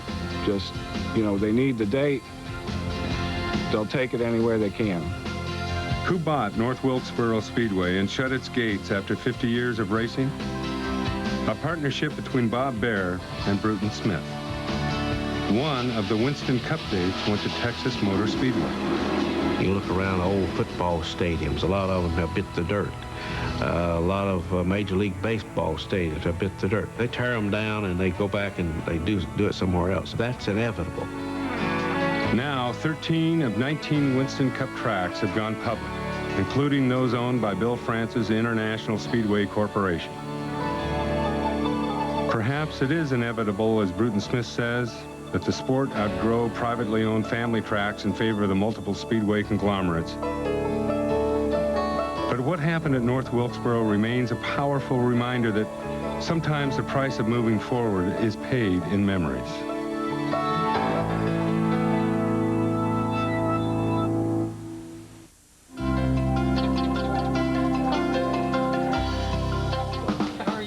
NASCAR's mainstream celebrity status, so familiar to us now, is actually the end result of a 20-year effort by NASCAR to reshape its red clay image, reaching out to hometown America with an awareness of the symbolic it had not shown before. During 1973's energy crisis, Bill France Jr. cut practice sessions 15%. His new chief consultant lobbied to cut race distances another 10. I thought that was the wrong way to go. Turned out he was 100% right and I was dead wrong. And his analogy was, he says, we've got to show the non-racing person that we're making a sacrifice, which we were. Taking a more visible approach on the world stage brought with it a funny make-it-up-as-you-go-along protocol. The day Andy Granatelli brought King Hussein to meet Bill Sr. at Daytona with preparations fit for a, well, you know. Secret Service said you can't have anyone else in the suite when the King's in there. So Bill sent me up to the suite to notify people as they arrived that they couldn't come in. An early attempt by NASCAR to control its own media image created today's highly successful, nationally syndicated motor racing radio network. The Motor Racing Network started a television production, then bicycled the tapes around for delayed one-hour shows. We told ESPN, we've been doing this for 3 years, and we really don't want to be in the TV business. And the philosophy of the network is not to just follow the leader around the track. There are all kinds of great battles going on, and if you're a fan watching the race at the track, you have the wherewithal to look anywhere you want and watch any battle you want. We are not following the leader of the race. We are focused in on Alan Kulwicki, who is going to win the 1992 NASCAR Winston Cup and the $1 million bonus that goes with it. The new broadcast philosophy produced its share of the bizarre as well. But when you have 5 hours to fill each Sunday, anything goes. We get on the air, and all of a sudden, the chief spotter, John Sineff, tells Terry Ligner, the producer, that the pace car has been stolen. And he goes, no, I know you're joking with me. There's no way that could happen. And at that time, I was listening in at the same time, and we zoomed in on the cameras to the pace car, and sure enough, here's a guy with no shirt on, long hair, and he certainly wasn't the pace car driver. In gasoline alleys across America, NASCAR's now constant electronic companion was looked upon with trepidation. After all, threading a needle with a ton of metal hurtling 200 feet in a heartbeat can get to be second nature. Staring into a little 3-inch lens would take a new breed of driver. Someone with nearly superhuman boldness. Is this going all over the world, all over the country? When that red light came on, man, I went to work. I got my message out. I'm gonna tell you what, folks, Saturday night, Cuckoo Marlin is dog meat. He'll never work in this town again. He's out of here. The kid has come to town. I'm gonna blow him off the racetrack. He'll quit racing when I get through with him. And so that was the way it was every Saturday morning before the race on Saturday night. Well, it created a lot of excitement. When I grew up, I couldn't do anything. I mean, I couldn't get up in front of 2 or 3 people and say 2 words. And this has really changed me in a lot of ways. And I still don't understand some of that side of it. You know, a special thanks to all the Bill Elliott fans out there that's really supported me over the last number of years. I can't say enough about those folks, and just the NASCAR fans in general. You know, you go to these racetracks early in the morning, 7 o'clock, it can be 20 degrees, and there's fans sitting in the grandstands. And I think my hat's off to all those guys, because I don't know that I could do that. But, you know, for them to support us the way they do is absolutely amazing to me. Amazing? Yes. But it is here in this mini UN where allegiances are expressed in numbers that the true success of NASCAR lies. In all of our policies, we try to tilt our ticket sales, our presence on the facility, heavily in favor of Mr. and Mrs. Fan. If you think about that, the corporate sponsors only want to be here because the fans are here. Fans are 50% of the horsepower. That makes a big thing. Before a race, when they cheer you, that's half of it. Fans are what make the horsepower in your mind. The louder the cheer, the faster you can get.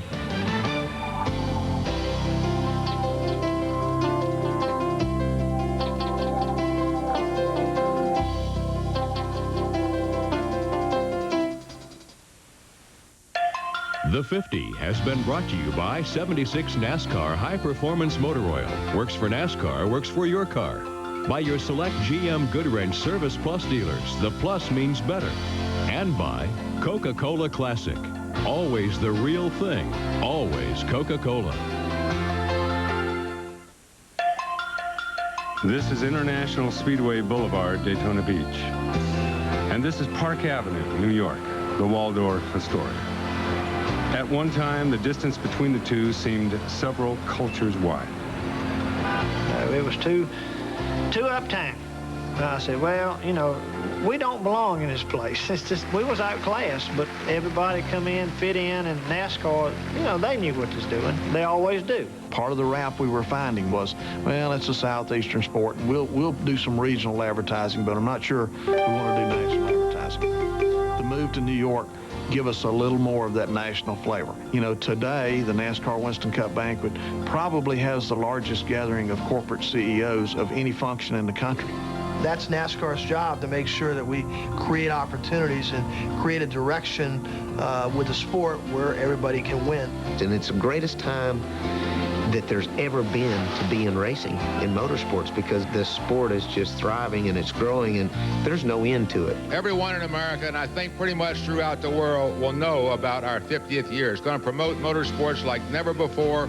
We've got a great group of people working on it, both corporate and from the media standpoint. Great partners tonight with our former champions here. Let's show them the logo. In 1904, a man by the name of McIntosh considered the prospect of horseless carriages going head-to-head and wrote, "Let us guard this great, big, far-reaching sport in its infancy so that it may develop into a being which shall be a constant source of delight, pride, and satisfaction to us all." Today, Bill French Jr.'s NASCAR is that source of delight and a $2 billion a year industry. Not a bad start for the pioneers who met 50 years ago at the Streamline Hotel.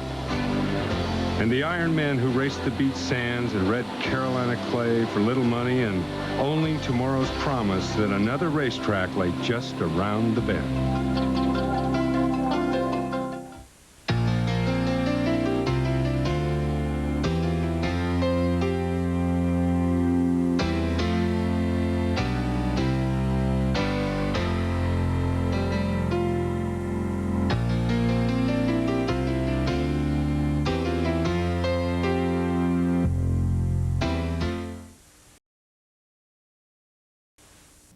It's the Dale and Dale show as we come off of turn 4. You know who I'm pulling for. It's Dale Jarrett. Bring her to the inside, Dale. Don't let him get down there. He's going to make it. Dale Jarrett's going to win the Daytona 500. And it makes me feel good that people say that they still get that tape out and play it and still get tears in their eyes. And that makes me feel good. And most of the time it is dads who are saying that, and because they can relate to it. You know, we've all had moments with our children. I just happen to have a bigger moment than most people are able to experience. The joy of watching a father call his son home to victory. Feeling the pain as a father loses his sons at much too young an age. The thrill when chances taken and calculations made prove to be correct. Ricky Rudd wins the 4th Brickyard 400 in Indianapolis. When the brotherhood forged by long hours of preparation meet the perfect opportunity. The NASCAR story is more than horsepower and metal. It's more than dollars and asphalt. It's a story that touches the deepest fabric that binds America together. It's about family.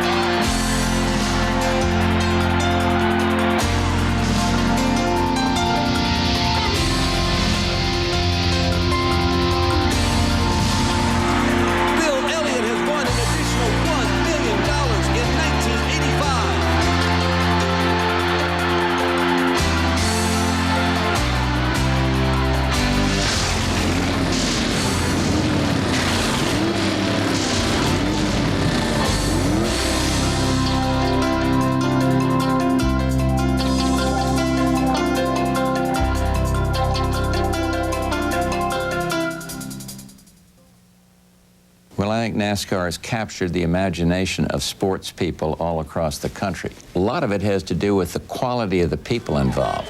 The fact that they're down to earth, you don't have a lot of big shot, high profile guys that don't know how to handle the adulation of the crowd. These men never have forgotten how they got to be famous. And they got there because of not only their own courage and dedication, but because their fame also comes from the dedication of their fans. And I think part of it is because people can identify with the people involved in the sport. Incidentally, not just those driving the cars, those in the pits, whatever else it is. And so it has a grassroots quality to it that has captured the imagination of the American people all across the country. It's not just the South. The story of the first 50 years of NASCAR is about an extended family of competitors, teams, and fans. It's about passion and loyalty towards a sport that is hard to explain. Some have referred to it as an addiction, as a love too deep to walk away from, even when the sport tries to throw devastating blows your way. Really, it's a great big family. NASCAR is a big collage of different people that work hard and race hard and enjoy what they're doing together. And all of us can't be winners, but all of us are part of the winning, part of the mix. And it's what we do. It's what NASCAR is about. It's racing. In stick and ball sports, heritage is normally passed on institutionally, from Pop Warner to high schools to the collegiate level and then to the NFL if you're good enough. Racing enjoys no similar structure, so the torch is often passed through generations by family. Racers are often sons of racers, and those who come in from the outside, they are warmly embraced as new converts to the NASCAR way of life and made part of the extended family. To see your children accomplish things means a lot more than anything that you ever do yourself. And so to see him finally get in position to win, to be a contender, week in and week out, that's all he ever wanted. That's what he worked for all of his life, to get in that position. And I knew that. I saw the hardships that he went through, saw the sacrifices that he had to make to get to where he is today. And then to see those rewards coming, that just means so much.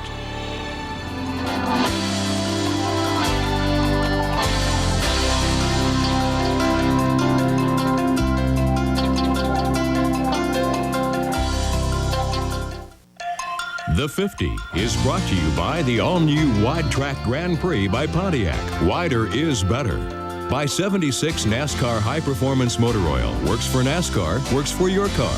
And by Goodyear, #1 in tires.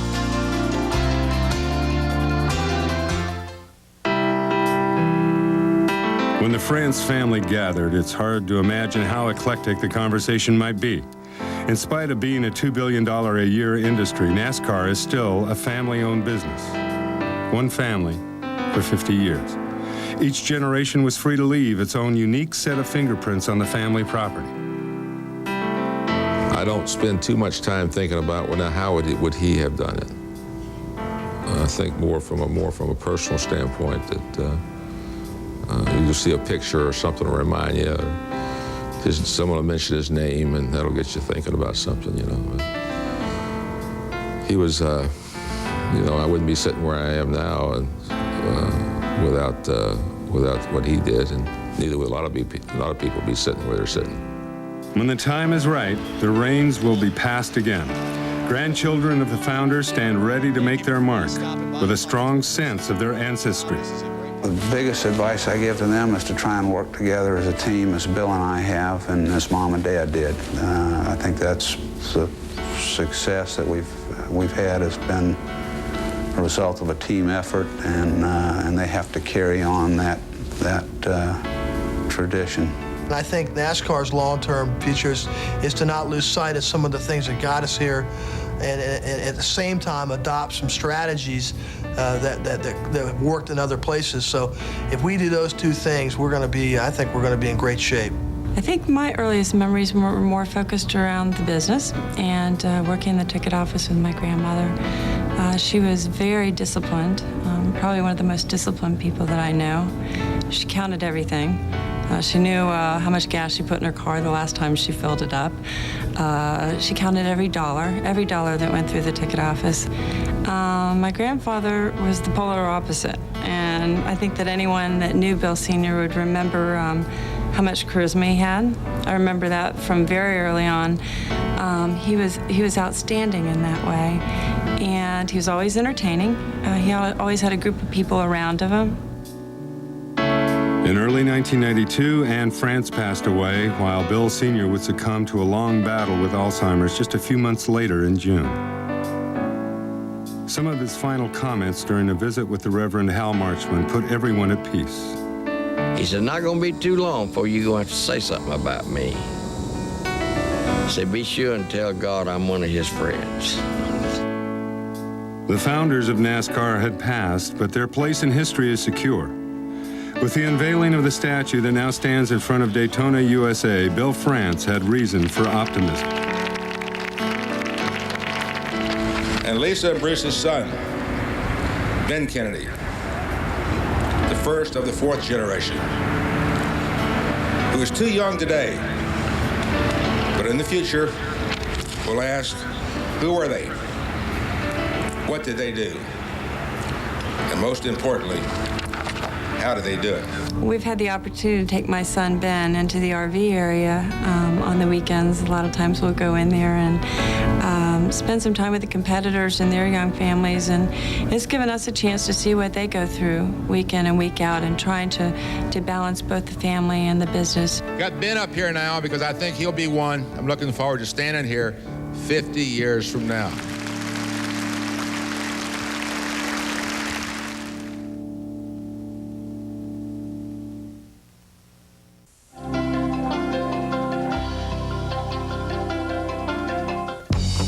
When the starting lineup is posted for the 50th Daytona 500 in the year 2008, it's a pretty safe bet the lineup will include names like Petty, Bodine, Jarrett, and Earnhardt. But the first names may be different.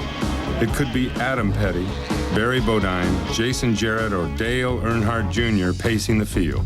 I don't really know what makes families follow what their dads do. It's just, in racing, it was just when growing up around my dad, we went to the races with my dad and my mom. It was a family opportunity, family outing. And when, of course, I've raced over the years, Dale Jr. and Kelly and Taylor, she goes everywhere we go pretty much. It's just a family-oriented thing. We all go and do it together. The branches of the NASCAR family tree has many limbs, with a root system that extends to the very first strictly stock car race in 1949, which included a father and son as well as 3 Flock brothers. This is the famous team of the Flock brothers? I guess you'd call us famous. Well, that's what I hear. They tell me you're a pretty famous outfit. Thank you, sir. This is what? Bob and Tim. And Bonnie. That's right. They tell me that this whole family of Flocks is a great bunch of racers and busy in all kinds of things that furnishes people with thrills. Is that right?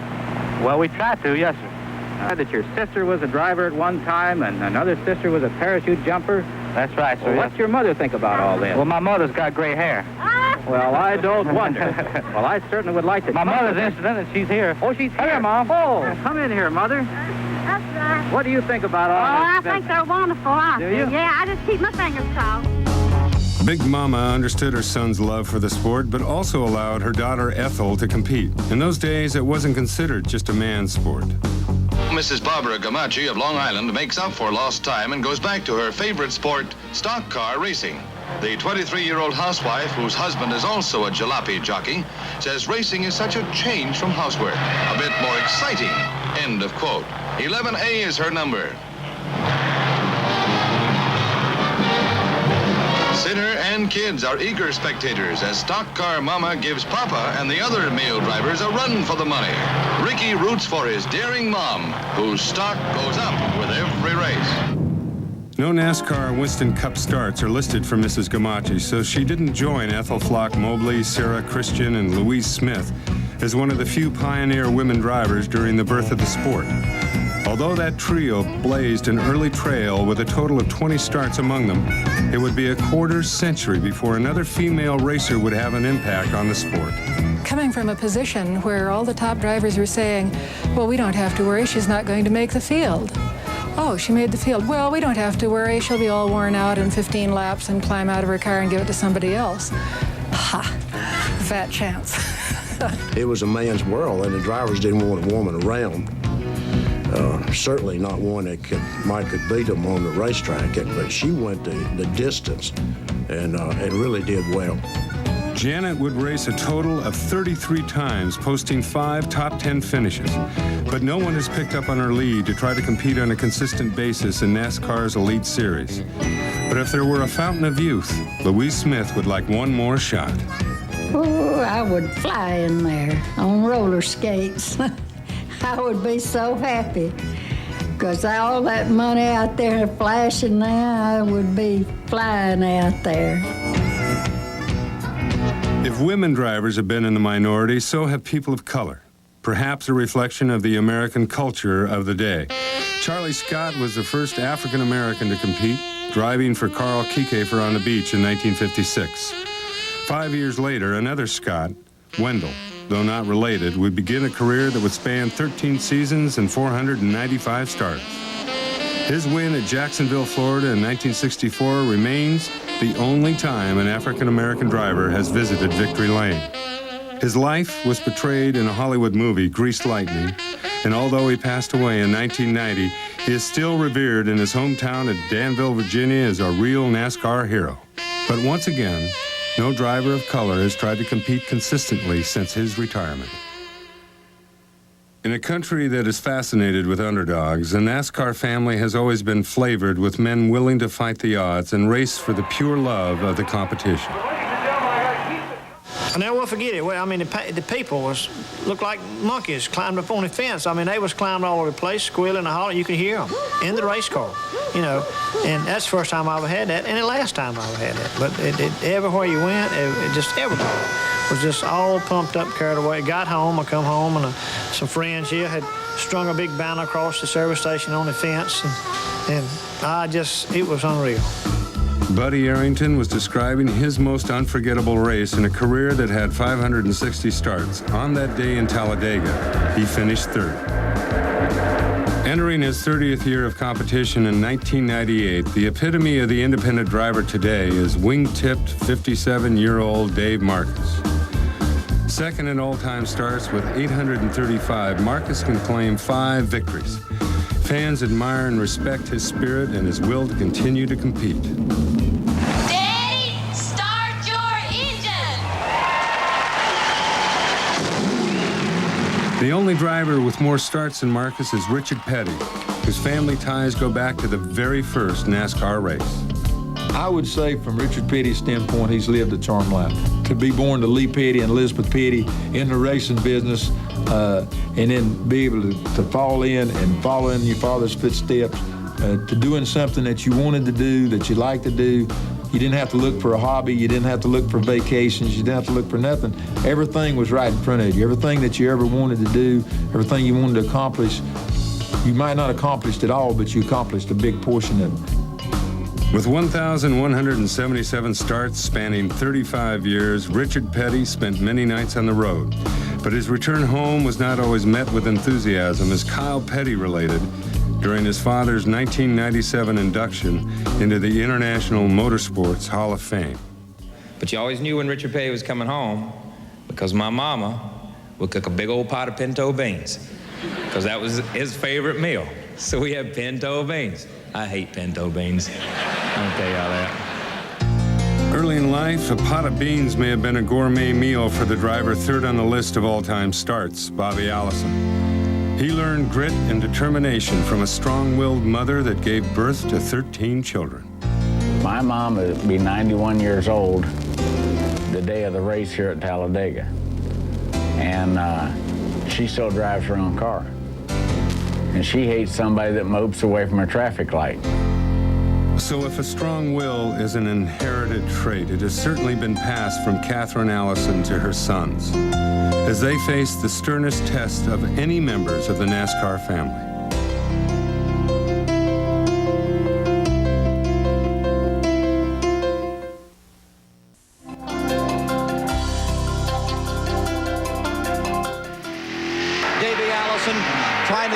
inside move. Bobby Allison holds him off. They come to the stripe, and the winner of the 30th annual Great American Race, Bobby Allison. Davey Allison, his son, in second.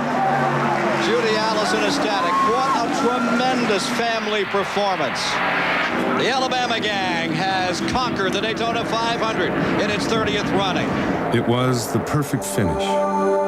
In the bright sunshine of Daytona, the Alabama gang was on a pedestal. The state's favorite father edging his son in stock car racing's biggest event. But for many who loved the gang, it may have been their last real opportunity to smile. The Alabama gang really came about because Bobby and myself and Red Farmer, we traveled together everywhere we went. The three guys, Bobby with a pickup truck, me with a pickup truck, and Red with a station wagon. And at the time that the Alabama gang was really born, we would run 4 or 5 times a week. And we'd go to a town or something, and I don't really know who actually started it, who actually was the first one to say, well, here comes the Alabama gang. We didn't feel like we were a gang, but we were going to try to take all their money. The gang would later include their close friend Neil Bonnet and Bobby's sons, Davey and Clifford. Next to the Crimson Tide, no group was more loved and revered in the heart of Dixie. Bobby Allison made his first mark nationally in the NASCAR Modified Series, winning national championships in 1964 and 1965. Red Farmer's racing heritage is nearly the age of NASCAR itself, winning national NASCAR Sportsman Championships in 1969, 70, and 71. He is said to have won more than 700 races. When he got time to race, he was the most competitive person I ever raced against. That's saying a lot, because I raced against a lot of people. Donnie was the younger of the Allison brothers. He made the greatest splash of any NASCAR regular ever in the Indianapolis 500, finishing 4th in 1970 and capturing the Rookie of the Year title at the world-famous Brickyard. Neil Bonnet earned his entry into the gang in the early 70s, winning consecutive Birmingham track championships driving cars owned by Bobby Allison. Donnie was the first of the original gang to feel a sting of fate. After nearly winning the 1979 Daytona 500, his career appeared to be on solid footing with 10 wins. But a grinding crash at Charlotte in 1981 produced severe internal and head injuries that prematurely ended Donnie's competitive days at the wheel. In 1983, bad fortune relented and Bobby reached a long-sought goal, winning the NASCAR Winston Cup title. After 5 runner-up finishes in the battle for the national championship, his victory was one of the series' most popular ever. The next generation of the Alabama gang arrived in the NASCAR Winston Cup Series in 1987 with Bobby's oldest son, Davey. He was raised around the racetrack with all the proper tools to prepare him for greatness. Davey was a pup. I was ASA racing, working in Hueytown, Alabama every now and then at Bobby's shop on my old ASA cars, and Davey was there, and I'd send him for a wrench, send him for a ratchet, send him for a set of spark plugs, and he was a gopher.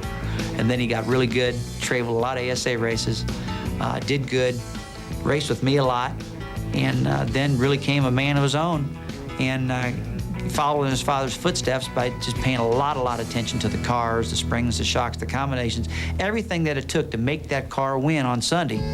When his father had a spectacular crash at their home track of Talladega, Davey kept his composure to capture his first career win in just his 14th start, on his way to the Rookie of the Year title. While 1988 started with such promise for the Allisons at Daytona with a 1-2 finish, Neil Bonnet kept the gang's momentum going, capturing the next 2 events at Richmond and Rockingham. No one knew at the time, but it would be Bobby and Neil's last trips to Victory Lane as drivers, as one of the grimmest tales in American sports history would start to unfold. 4 months after the Daytona triumph, Bobby would be gravely injured in a crash at Pocono. It would rob him of one of life's most precious possessions. Probably the greatest event that could have ever happened to a person, I can't remember. You know, I won the Daytona 500 at age 50, and the best young man in racing was second behind me, and that was my son Davey. And then when I was injured later that year, the memory loss that I had, has taken that completely away. I know it happened. I can look at pictures. I can read books. I can even look at videotapes, but I can't remember any piece of it myself. And so I say, okay, I accept that. Bobby faced years of physical rehabilitation following his Pocono crash, but with the support of his wife and family, he survived. But the gang was about to face even more tribulation. In the spring of 1990, Neil Bonnet would suffer a head injury, a crash at Darlington that appeared to end his career. Then in August of 1992, Bobby would lose his youngest son, Clifford, in a NASCAR Busch Grand National Series practice crash in Michigan. The gloom for the Alabama gang was deep. If they only knew what lay ahead.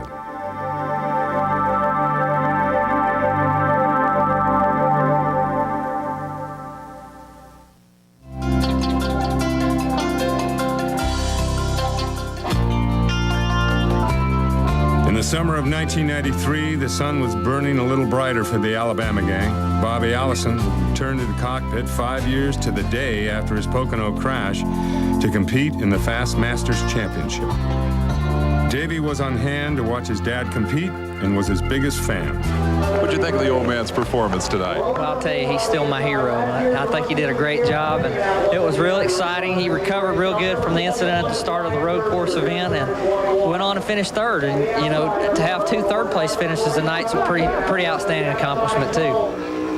With Bobby's successful return, the focus returned to Davey, who had developed into one of NASCAR Winston Cup Racing's biggest stars.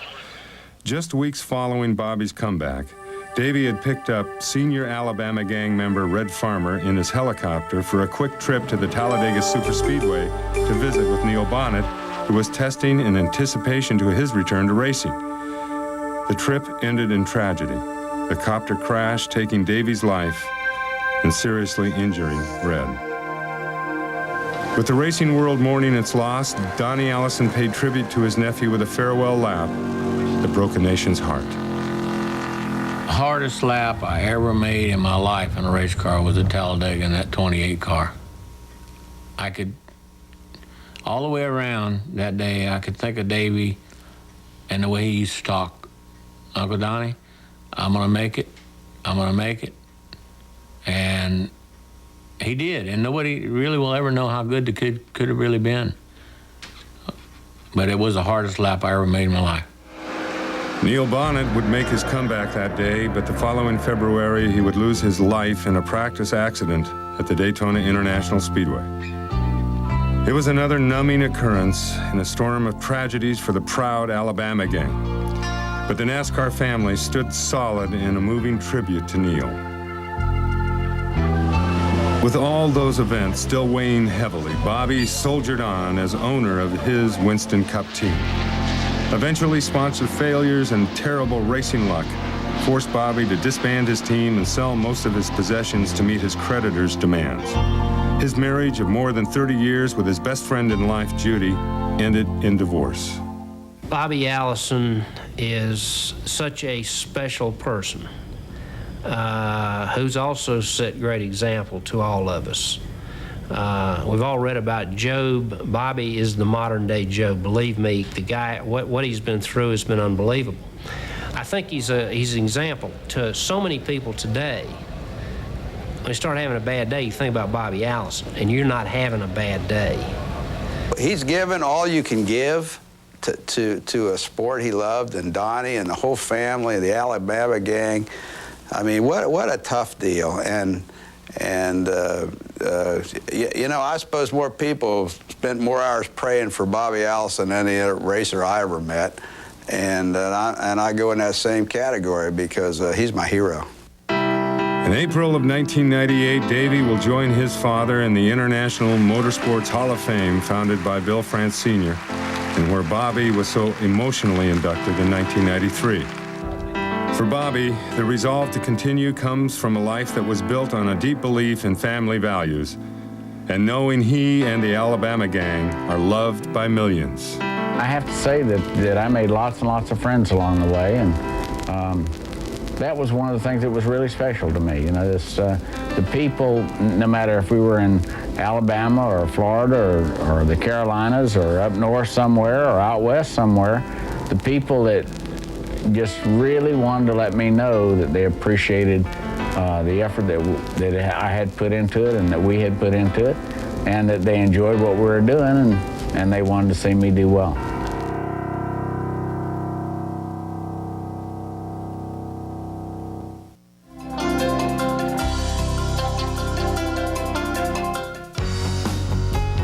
In the NASCAR family, there are many great rivalries and heated debate about who is the best. You must look no further than the top 2 winners in the all-time history of the sport to find the greatest rivalry and greatest finish ever. No doubt, Richard Petty is the king, but no one has come closer to matching him in head-to-head competition than David Pearson. 63 times in NASCAR Winston Cup history, Petty and Pearson finished 1-2. Petty won 31 times, but Pearson won 32. David Pearson never wanted to be in anyone's shadow. David Pearson could not stand losing. Their greatest battle came in NASCAR's biggest race, the Daytona 500. As the 76th season opened, Petty and Pearson were at the peak of their careers. Petty was coming off his 6th championship. Pearson had a string of success with the Wood brothers in which he had won 26 superspeedway races in the past 4 seasons. With a live national television audience tuned to ABC, the stage was set. Everybody is standing here at the Daytona International Speedway. Look at David Pearson. He has moved closer. Can he do it? He's going to pull out now. He's going to try for the top. I don't know. He's down on the inside. He's got the lead, but there's a car ahead of him. There is a slower car ahead of him. And Richard Petty and Pearson go high. Pearson now has the lead. Petty tries to go back down on the inside. As they come out of the 4th turn, they only have about 750 yards to go. Oh! It's a straightaway. They did hit. Petty smashes into the wall. Will he come across the start-finish line? He's going to win the race. He's going to win it spinning, as he, I believe, will take the checkered flag. No, he did not make it. He is less than 100 yards from it. Here comes Pearson. Pearson is going to try to make it across the finish line. Petty has his car going. Pearson's going to win it. Oh, gosh, Randall, he wins the race. What the finish for a motion? I've never seen anything like that. It's unbelievable.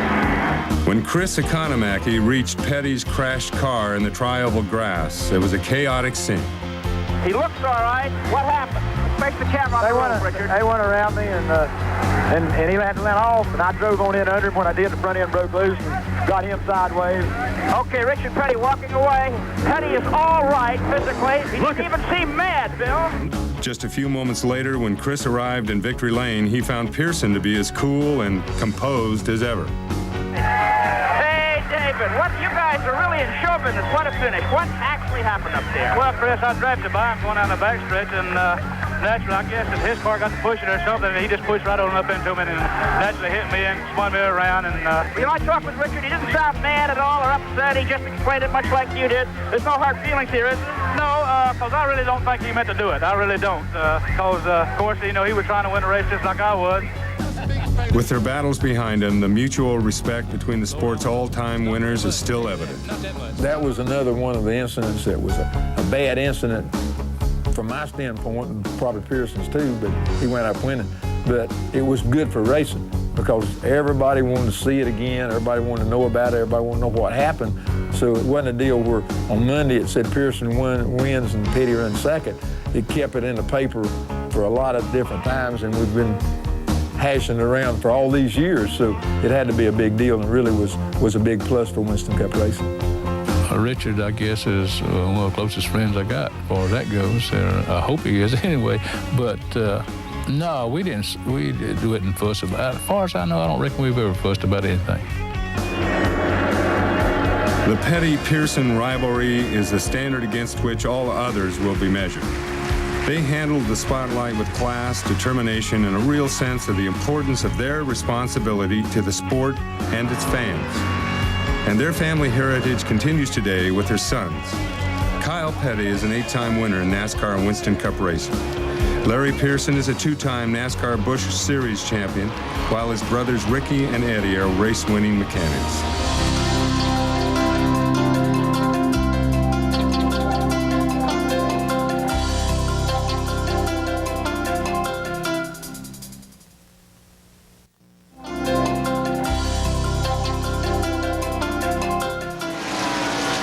Now, with over 6 million fans in attendance in 1997, the NASCAR Winston Cup Series is the most popular form of American motorsports. But still, it is bigger than that. With over 2,200 events at 125 tracks in 38 states, there are 12 divisions that range from the Featherlight Modified Tour in the Northeast along the Atlantic seaboard to the Winston West Series on the Pacific. NASCAR.com is one of the most visited sites of all on the World Wide Web. NASCAR cafes, NASCAR Thunder retailers, as well as Daytona USA are continuing to build upon the value of the NASCAR name that was born at the Streamline Hotel in 1947. What then is the NASCAR story? No matter where we go in life, we need to know, where did we start? Where did we come from? The NASCAR story is a story that took a down-at-the-heel sport, a bunch of hot rodders trying to kill themselves, smashing each other all over the place, and having Big Bill France come in and say, okay, guys, we've got to have some rules. Let's get this thing straightened out. It's not about a man with a dream. Dream would be the wrong word to put on Bill Sr.'s efforts in creating NASCAR, but he did have vision. Well, Bill France Sr. Really saw that the American automobile had a great attraction to a wide variety of people. I don't think anybody else in the world could have done it but Bill France Sr. The reality of the France family dream is that NASCAR's first 50 years reflects phenomenal growth. The 50-year story is almost a microcosm of almost any American success story. And to see the efforts that you've put in all these years, like I say, blood, sweat, and tears, lean years, hard years. It is the epitome of American capitalism.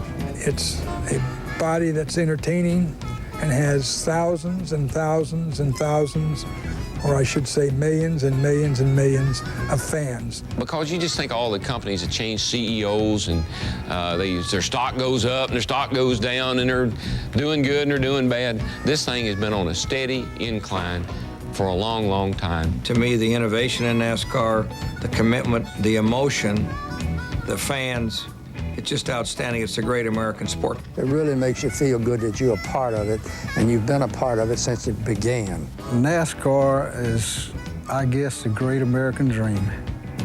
While the NASCAR and Winston Cup Series remains at the pinnacle for the sanctioning body, its reach is much deeper. It's made up of a lot of good people. We would just happen to be the right people at the right time with the right situation to grow with NASCAR. And every business in the world operates on people, having the right people at the right place at the right time. Bill France has always found people who can stand up and take the heat and make the decisions, and everybody that's watching or is a fan says, hey, those guys are fair. Here are the rules as they're prescribed, but if you do all these things and you come to the racetrack and your car qualifies, you could be the next Hendrick team. Now mainstream in the business and sporting world, the heart and soul of NASCAR remains true to what is still its defining moment. The moment when the green flag drops. I love to watch a stock car race. When I was running, I said there ain't no way they can get the cars any closer than they are now. It's the close bumper-to-bumper racing. It's the drafting. What we do on Sunday will never change. It's a 3-4 wide type of racing on a great super speedway that you'll never see anywhere else. I never dreamed I'd be good enough to race NASCAR. It's an immense, wonderful feeling. And my feelings the first NASCAR race I did was, I can't believe this, that I'm racing with Richard Petty. And I still love to watch a car race and watch that drama unfold. And when that baby's thundering halfway through the race and she's looking good, and then you look up and you got a half a lap lead on the field and there's 5 laps to go. You can imagine what goes on in your head. The voice in my head was saying, I can't believe I just beat Bobby Allison. And then that checkered flag's waving, that's what it's all about. NASCAR racing is exciting, it's drama, it's action, it's safe, it's fun, it's a great sport. If you haven't heard about NASCAR Winston Cup racing, you'll be hearing a lot about it very soon.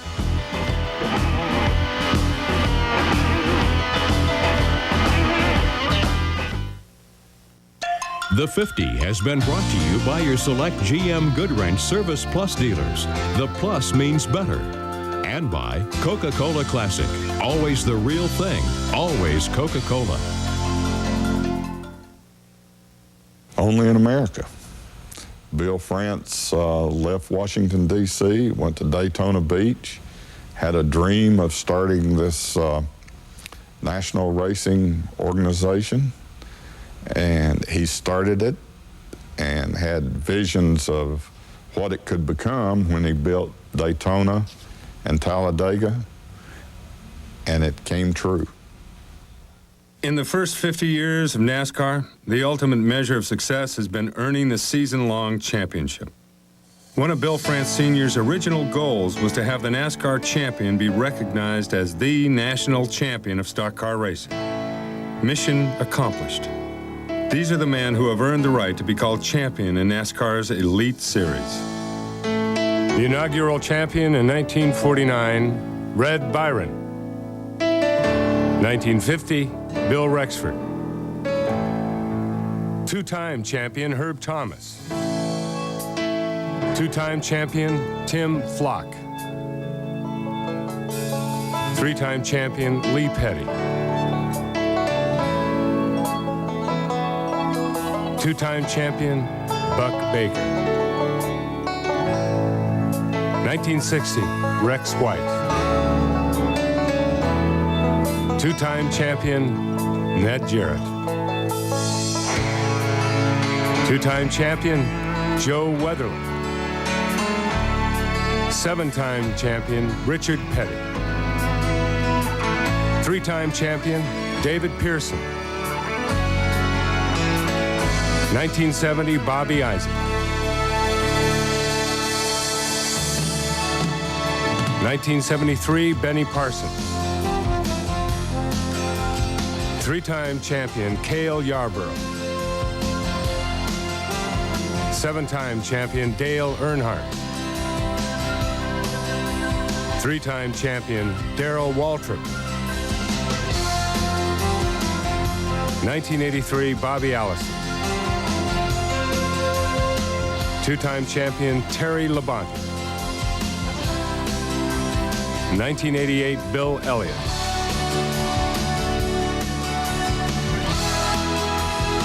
1989, Rusty Wallace. 1992, Alan Kawicki. Two-time champion Jeff Gordon.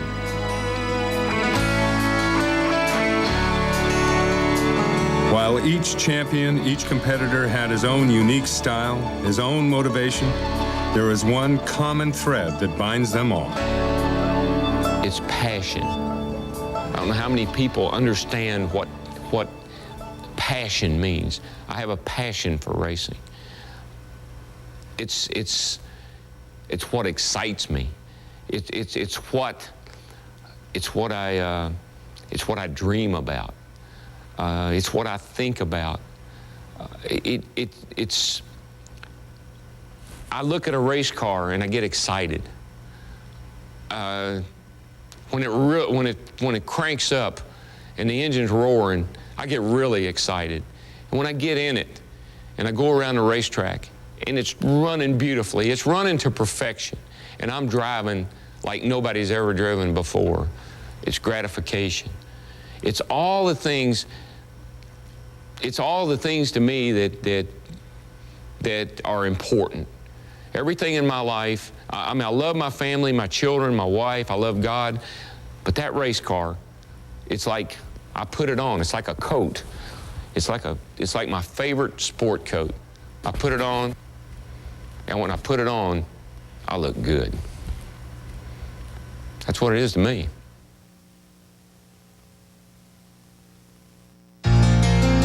From rogues on the beaches to kings of the road, the 50, NASCAR's first half-century, has been a remarkable ride. Here at the Smithsonian's National Museum of American History in Washington, I'm Bob Jenkins. For 17 years, I've had the privilege of being part of that journey as NASCAR Winston Cup anchor for ESPN and ABC. It is doubtful that even the most optimistic among NASCAR's founding members could have envisioned just how far their sport would be propelled. A small stock car association born of the need to find a way to ensure that promoters would pay the modest prize money they advertised, NASCAR now boasts of million-dollar purses and drivers whose celebrity transcends any region or event. But from this perspective, the challenge is not to quantify the magnitude of NASCAR's growth, but rather to gain some perspective on it. Former British statesman Benjamin Disraeli noted that life is too short to be little. Man is never so manly as when he feels deeply, acts boldly, and expresses himself with frankness and fervor. Well, there was nothing little about Big Bill France or his dream for American stock car racing. But a view 50 years long suggests the roots of NASCAR's phenomenal success may lie not so much in the magnitude of its founder's dream, but rather the commonness of his touch. NASCAR, perhaps more than any other American sport, has managed to maintain a strong bond between participant and spectator. It's a loyalty rooted firmly in America's unique passion for the automobile. NASCAR may now race in Las Vegas and Los Angeles, but still competes at Martinsville and Darlington. And drivers may have achieved rock star celebrity, but fans can still shake their hands and visit their race shops. And as Bill France deemed 50 years ago, the shiny decaled machines that each weekend fire allegiances still closely mirror their assembly line cousins. Ludwig van Beethoven once noted, "The barriers are not yet erected which can say to a genius, thus far, no further." Well, the gate is wide open as NASCAR steers into the next century. The foundation that William Henry Getty France built continues to be expertly piloted by his sons and grandchildren.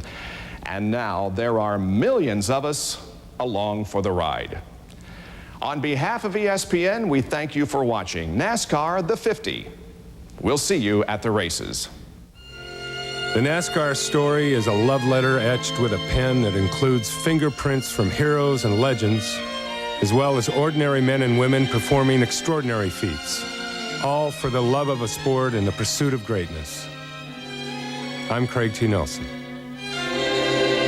At last,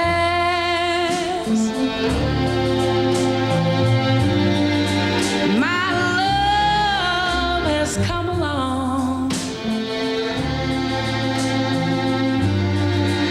My lonely days are over, and life is like a song.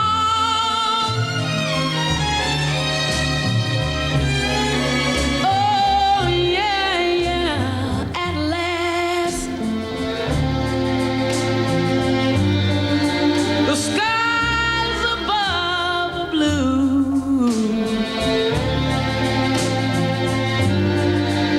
My heart was wrapped up in clover. The night I looked at you,